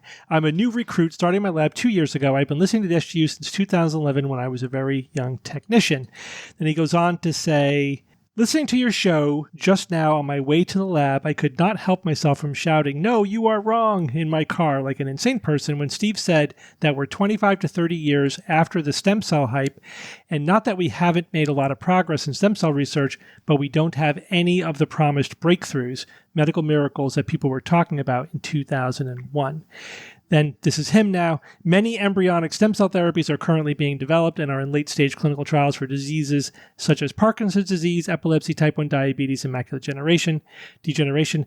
The results of these new technologies so far are amazing, to say the least. It is too much to write or describe." He then gives me a reference. So he says that he's currently human embryonic stem cell research is under threat of being defunded by the NIH administration. And opinions like Steve's are exactly what will kill funding and developing the medicine of the future. All right, so, and the title of this email is "Stem Cell Research is Not Hype." That was the subject of the email he sent me. I had a couple exchanges with them, and the bottom line is he's completely misinterpreting what I said, and he agrees with this. I think he was responding kind of emotionally because, again, he's actively involved in trying to defend stem cell funding, and so this kind of triggered him. But he says right in the quote, "the stem cell hype of 2001," right? That doesn't mean that stem cells are hype or stem cell research is hype. There was a ton of stem cell hype in the early 2000s. This was around the time that, remember, the Bush administration was considering what to do about embryonic stem cells, and then he decided to say, we're going to not allow the development of any new lines, but you could continue to do research on existing embryonic stem cell lines. Yeah, which was turned out to be far more draconian than it sounds, but we don't have to go into that again. Yeah. And then 9/11 happened, and everyone forgot about it. Exactly. Yeah. But still, it kind of spawned, especially in the mainstream media, a lot of discussion about how embryonic stem cells are going to cure Alzheimer's disease and cure all these neurodegenerative diseases, and you can regrow organs and fix a failing heart and do all this stuff. And do it all real soon, too, right? Well, and it was kind of like, 5, 10, maybe 15, 20 years, this is all going to happen. And we've been saying since then that, well, theoretically, stem cell therapies can do this kind of stuff, but we're decades away from these kinds of mature applications, and we don't know what kind of hurdles that we are going to run into. And then in the 2000s, a lot of stem cell clinics were popping up. I've been writing about this for 20 years. Especially overseas basically and stuff. Exploiting the hype to lure people out of the country into these stem cell clinics to inject who knows what into their ass and claim it's going to cure their Parkinson's disease or their spinal cord injury, or whatever, their ALS. And so there absolutely was dangerous stem cell hype. The other danger is that when people think things are right around the corner and it's not true, then they get disillusioned and think, well, then they do think that stem cells are all hype, right? Mm-hmm. So, pretty consistently, our point has been, no, this is a legitimate area of research. This is a legitimately powerful technology, but it's very complicated. It's going to take a lot longer than you think it is, so just be patient. And typically what happens is the research continues in the background after the public moves on to something else, and after the hype dies down, and people think it's all nonsense. And then 30 years later, we start to see applications. So he's basically saying exactly what I said. Here we are, literally 25 years later, and he's saying in 3 to 5 years, we're going to start seeing these embryonic stem cell applications. That puts it pretty much right on schedule to what I've always been saying, 25 to 30 years, right? But that's also, I read the papers that he was linking me to, and I'm very aware of this research. I've been following this my whole career, especially the neurological stuff. And he's referring to some low-hanging fruit here, like Parkinson's disease. When do you think the first stem cell treatment for Parkinson's disease was? When do you think that was? 2022. 1998. 1980s, I think 1986. Wow. So at that time, we were doing fetal cell transplants. With fetal cells being the source of embryonic stem cells. And why is that? Why is that so far in the past? Because for some treatments, all you need is for the stem cells to do a couple of things. You need them to survive, and you need them to be metabolically active to crank out what they produce, right? So in this case, you just need these stem cells to produce dopamine and survive. And they just bathe the brain in dopamine. This is not really a cure for Parkinson's disease. This is a drug delivery system, right? But yes, it's a really powerful drug delivery system because the dopamine is being delivered in the brain in a steady state, pretty close to where it's needed, right? Wait, but this doesn't sound like it's a treatment that a lot of people get. Well, no, because it never really worked out very well because the fetal stem cells don't survive very long. Yeah, that's what I was wondering, is how does your body not just go, I don't like this here. It's an invasive surgery, and it didn't, so some people still get it, but it never grew into more than a kind of a fringe treatment because they just don't survive that long. And then other treatments, and again, it's just a drug delivery system. And so other treatments the risk versus benefit wasn't there. But now they're trying it again with like programmed embryonic stem cells, which will be much better than just fetal cells. And so we'll see. We'll see how it works. It looks like the preliminary research, the phase 1 trials look encouraging, but those are open label on like 12 people. So until we do these phase 3 trials that he's touting, we don't really know. But even if they work, it's like, yeah, okay, that should have happened 10, 15, 20 years ago, to be honest with you. The fact that and they got to work better than L-DOPA. They got to work better than the fact that we're getting to the easiest applications of stem cells 30 years after the hype is pretty much what I was saying, right? Assuming these all work out. But the idea that we're going to cure Alzheimer's disease, nope. Regrow a heart, nope. That is not anytime soon from stem cell therapy. So anyway, he agrees. I explained it to him. He's like, yeah, that's all true. Yeah, he understands. He was just reacting to this. His stem cells research is not hype, which I never said it was. Mm-hmm. We may at some point, I'm talking with him actually about bringing him or one of his colleagues on the show just to do like a deep dive on where are we with stem cell research, because it has kind of faded into the background. But it is still a really exciting area of research. It's just these things take decades to mature. You know what I mean?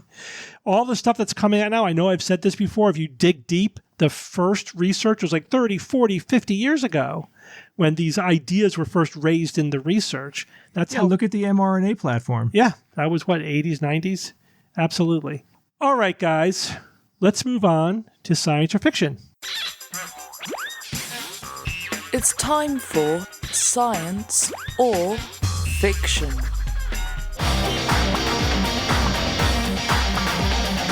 Each week I come up with 3 science news items or facts, 2 real and 1 fake. And I challenge my panel of skeptics to tell me which one is the fake. Bob, last week we had a theme. Did you hear what the theme was? No, I did not. It was black holes. You. So smart. I know, right, Bob? You got asked out, boy. This week, a listener recommended a theme. Neurology. No, the theme is Canada, because we said, this is a Canadian, it's like, so Americans know more about Canada than any other country. That doesn't mean we know much about Canada. Let's do a Canada-themed science or fiction. Right, I can sing the whole national anthem for Canada. Relatively, yes, we know more. Okay, so this is the Canada-themed science or fiction. You ready? Mm-hmm. Item number 1, Canada has more lakes than the rest of the world combined. Item number 2, although the Aztecs ground peanuts into paste, the first modern patent for doing so was held by Marcellus Gilmore Edson of Montreal, which is why Canadians consider him the inventor of peanut butter. And item number 3, while it maintains a symbolic connection to British royalty, Canada became fully constitutionally independent in 1867, almost a century after the U.S. Kara, you're first. Canada has more lakes than the rest of the world combined. Although the Aztecs ground peanuts into paste, the first modern patent for doing so was held by a Montreal fellow. So he's the inventor of peanut butter. And Canada became fully constitutionally independent in 1867. It was way later than that. I think it was like recently that they became constitutionally independent. What do you mean by constitutionally independent? I chose that phrase very specifically. It is what it is. That's tough. I think so this one is all about interpretation though. So like if I tell you how I'm interpreting it, because I think 2 of these are fiction. I think that Canada became fully constitutionally independent. If by that you mean that they have their own constitution and they don't need the British Empire to weigh in on anything, I think that happened like recently, pretty recently, like maybe within my lifetime. But I also think they don't have more lakes than the rest of the world combined. So I don't know which one to pick because I think you have 2 fictions here. I don't know. I don't understand what you mean by constitutionally. All I can tell you is it's technically correct. And therefore it's the fiction. Right. I mean, as stated, it's either technically correct or it isn't technically correct. That's a 50-50 one. You can look at it that way. That doesn't make any sense. Like, I think that Canada has... I'll tell you this. Okay. Because if I just said independent, that's vague because there are different levels of independence.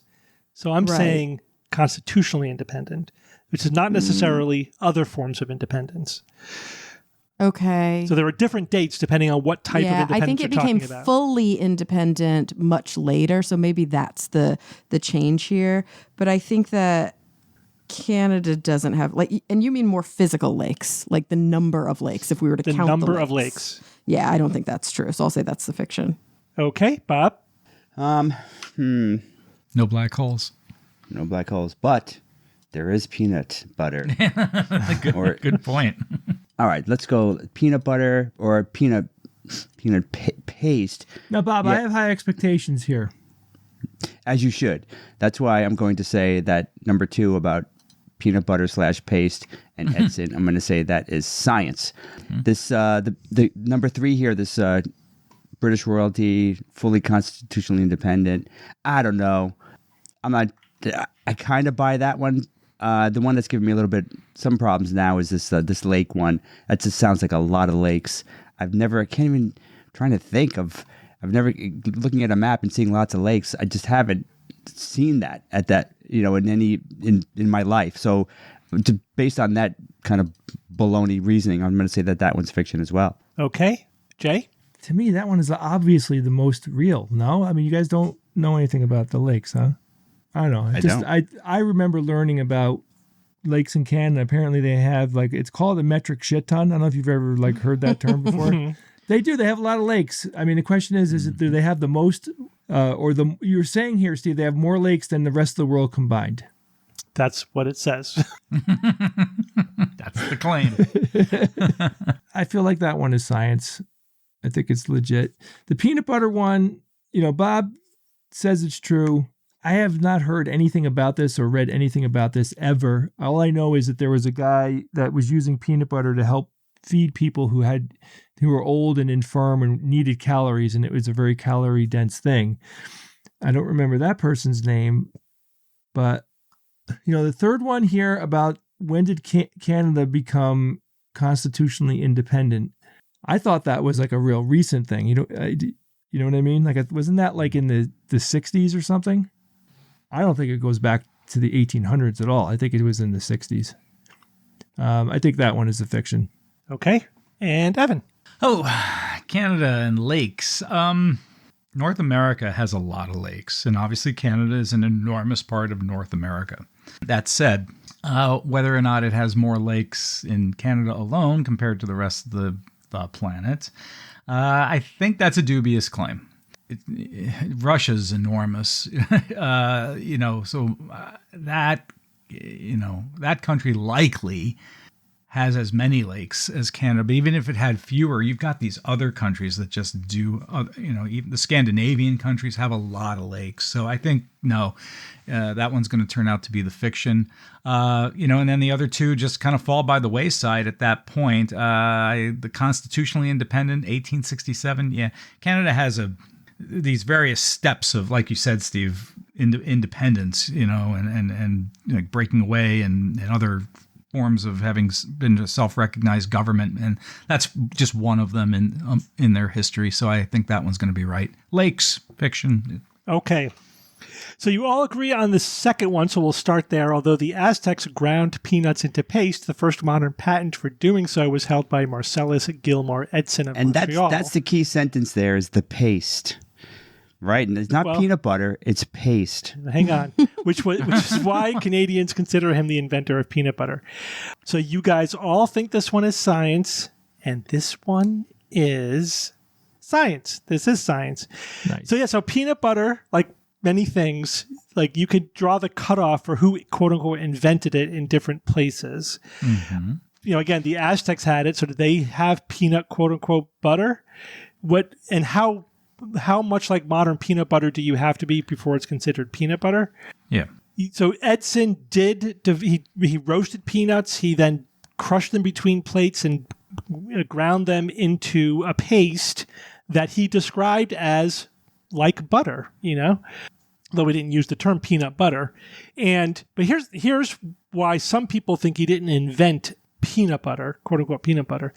I think he basically did. I think, sure, Canadians get this one because he made the thing that's pretty close to peanut butter and obviously iterated from there. He developed it as a candy, not as like a spread or a food, right? I'm okay with that. Yeah, I know you'd be okay with that. So to him, it was just like this peanut paste candy thing. And he didn't market it. So somebody after him basically made the same thing. I think maybe it was a little bit better. Like it was more spreadable. It was peanut paste, but as a spread, it was really peanut butter. And so some people think he invented quote unquote peanut butter, but it really was just an iteration of what Edson did. Yeah. Now, Jay, you're absolutely correct about this person. And I'll give you a hint as to who it was. So he did make peanut butter as a nutritional supplement to people who couldn't chew solid food.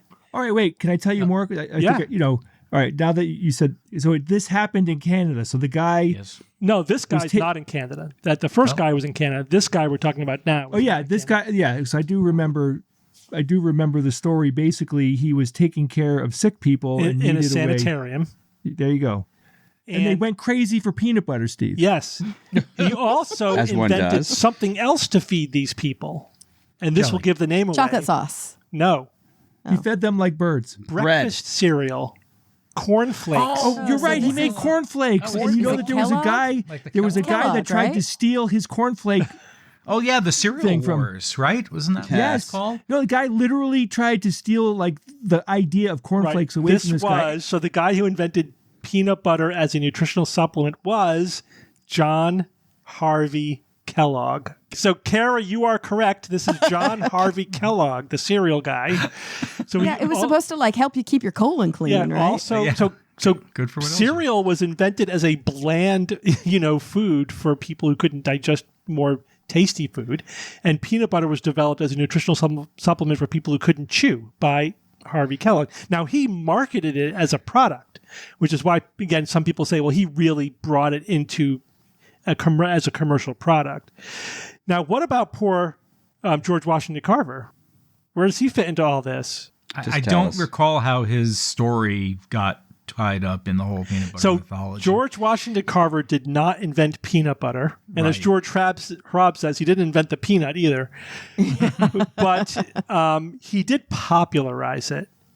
He just popularized it. That's it. It had nothing to do with its creation or anything else. And That's good enough for me. He did invent like 300 uses for the peanut.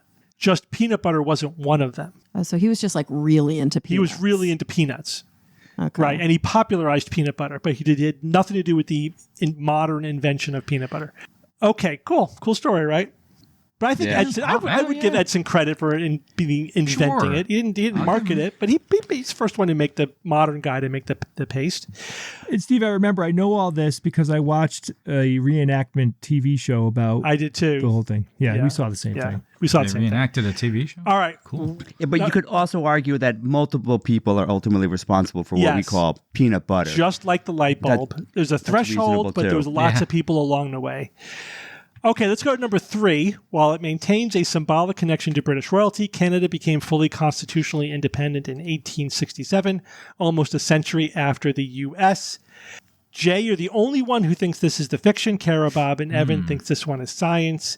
And this one is... Don't get mad, Kara. The fiction. Oh, good job. Good nice. job, Jay. Steve, So was it the 60s, Steve? No, Steve, you're wrong. Number 1 is also fiction. It's been debunked. This one is no, he's not wrong. There are 117 million lakes in the world. We'll get to that. Okay. All right. You're incorrect. Shut up. So, Curiosity. July 1st, 1867, the date that I'm talking about. So, Canadian Independence Day. British North America Act established Canada as a self-governing dominion of the British Empire. And that's why Canada Day is celebrated on July 1? Yep, that's right. So that's Canada Day, but it was still basically a British colony at this point. It was just self-governing. Then in 1931, the Statute of Westminster granted Canada full legal freedom and legislative equality with Britain. So basically, it had its own legal system, but it technically still had power to Canada under Canada's constitution, right? Then in Canada still, the British still had to approve, I think, amendments to Canada's. See, I knew this. And then in it's 1982, you should have stuck with your guns. In 1982, no, you're wrong, Steve. We'll get then to that. I'll fight this to Canada the death. passed its constitution, which was signed by the Queen, and so then it became a full constitutionally independent country in 1982.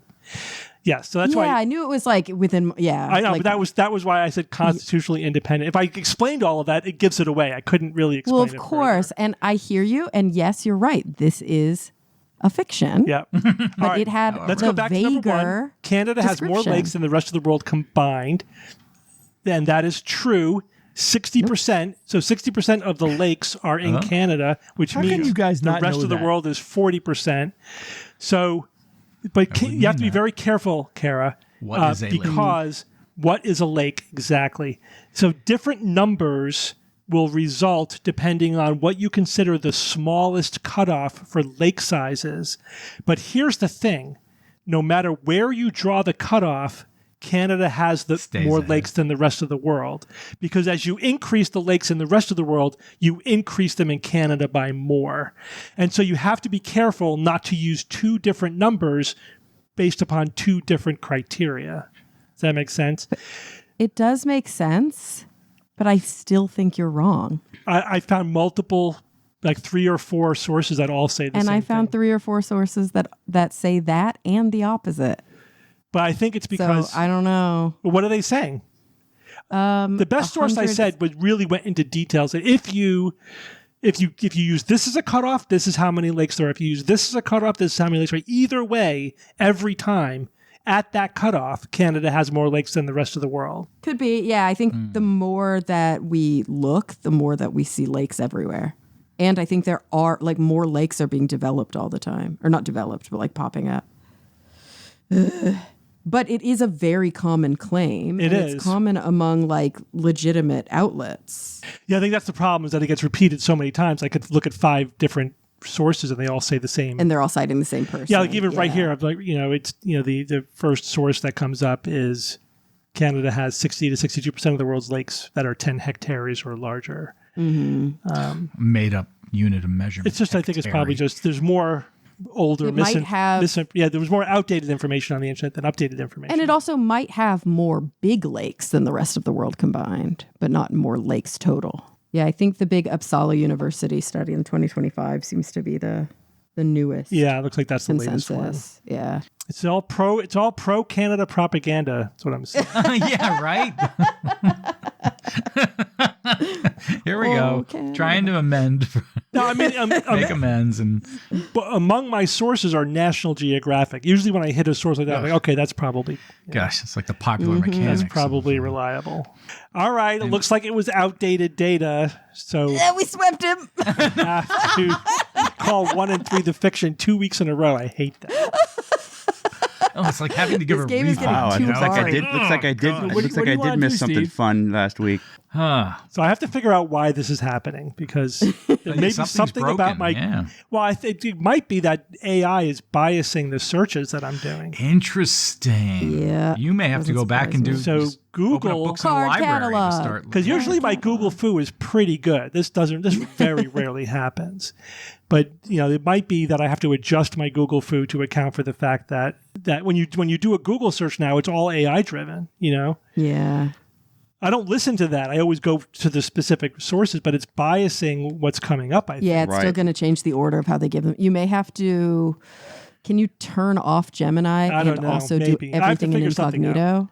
This can't be Yeah. a coincidence. This happened 2 weeks in a row. Yeah. Brought You to know. by Could be. the True North but Lake maybe not. Association of Alberta, The Canada. odds are low. It could be a coincidence. The odds are pretty freaking low. Yeah. Especially after last week. All I'm right. like, I better make sure this is true. I went, a couple of resources deeper than I usually do because this does sound incredible. That's why it's great for science fiction. That's remarkable. Remarkable. Yeah. Well, I think it's a good example of how hard it is to verify a fact now. And part of the problem is that you get, a lot of resources which sound authoritative, which just aren't. And they're all just citing the same Yeah. thing. Like right. Yeah. you go back down to the source material and it's just like one thing. And now the Who search said- engines are just regurgitating that. Yeah. Who said facts are stupid things? Facts are stupid things. Yes. No, Mark Twain. stubborn things. Ronald Reagan. Who said facts are stupid things? Well, I don't Bob know. Novella. Ronald Reagan, I and he just said Ronald meant to Reagan. say stubborn. He meant to say Yeah, right. He That's fumbled his amazing. words. So I have to figure out how to tweak my search algorithm, or I have to specifically ask for You need a 2020. narrow AI that specifically Alright. deals with Data. science do, fiction. do that offline. Let's move on. Yeah. Well, we're done. Wow, Bob, don't you want to bask anymore? Well, we need the No. quote. All right, Evan, give us a quote. Do not confine your children to your own learning, for they were born in another time. That was written by Rabindranath Tagore, who was the first Asian recipient of a Nobel Prize for Literature in 1913. Now, That's so even more true today. yeah, I agree. Yes. Yeah, right. No, it was good. It was good foresight. And also, since we're talking about, I don't know, AI and Google and other things, I when I first saw this quote, it was not attributed to Tagore. It was attributed as an ancient Hebrew proverb. So I went to look that up, and then something else brought me to an ancient Chinese proverb. I mean, so did Tagore borrow it and sort of make it his own? And he was, but so it's a little hard to really figure it out. The exact beginning of this particular quote, but it only became really quoted by others and attributed to Tagore after Tagore had written about it. So Well, that's why great. That's they're just like last credited. week's cryptomnesia. Remember? Mm-hmm. That's right. Yeah. Inadvertent plagiarism. Yep. Happens all the time. So so It Tagore, looks like I suppose, popularized this particular But idea. But Tagore may have invented that quote, and then it was just falsely attributed to True, that could happen too. more famous Yeah, older reverse. people like Plato or Confucius. Or sometimes people put it in like language that becomes a really good turn of phrase. Yeah. Right. They tweak it. Change a word, change Yeah. a pronoun or something. But yeah, don't confine your children to your own learning, for they were born in another time.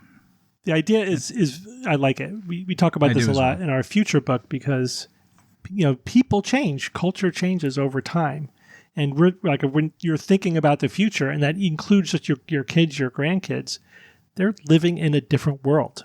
They're from a different time than you are, and you can't just imagine yourself in the future because those won't be us. They will be different people. Correct. Oh my know? gosh. What our children have today, when we were their age, how much of that really existed, or no longer exists in our time? That it's two different worlds, really is. You know what quote I always think of when this topic, like the topic of who said that and how do you forensically like figure out where a quote actually came from and did somebody actually say that? What quote do I always think of? This is a famous biologist, famous British biologist, who famously quipped when asked, "What can we tell about the mind of God from looking at the natural world?" And he said, it's inordinately that fond he has of Beatles. an inordinate fondness for Beatles. That was JBS Haldane, but he probably never said it. Nobody can really. The thing is, don't care. He he said it. later quoted himself, but he probably that was one of those Monday morning things where you thought of the perfect answer later, and then he just sort of retconned the perfect answer into recollections about it. But whatever, it's hard to prove that he said it at the time. So it's probably apocryphal, but it still is attributed to him. It emerged from stuff that he said, you know what I mean? Right. But it's one of those things that's impossible to figure out. I guess just whenever it becomes popularized in some way or another, that's kind of where all arrows start pointing. Yeah. For whatever reasons. Or they just get falsely attached to somebody more famous, or they get tweaked to be like the perfect quip, perfectly punchy, even though they weren't said that way. They just become apocryphal. It's getting harder and harder to find the truth out there, guys. Oh boy, I tell you, it takes more effort than ever. And AI is interesting. It's helping in some ways, but it's hurting in other ways. It's making it easy to get the wrong answer or an imperfect answer or an old answer. You know what I mean? Or doubling our odds of science or fiction. All right, guys. Well, thank you all for joining me this week. You're welcome, Steve. Thank you, Steve. Thanks, Steve. And until next week, this is your Skeptic's Guide to the Universe. Skeptic's Guide to the Universe is produced by SGU Productions, dedicated to promoting science and critical thinking. For more information, visit us at theskepticsguide.org. Send your questions to info@theskepticsguide.org. And if you would like to support the show and all the work that we do, go to patreon.com/skepticsguide and consider becoming a patron and becoming part of the SGU community. Our listeners and supporters are what make SGU possible.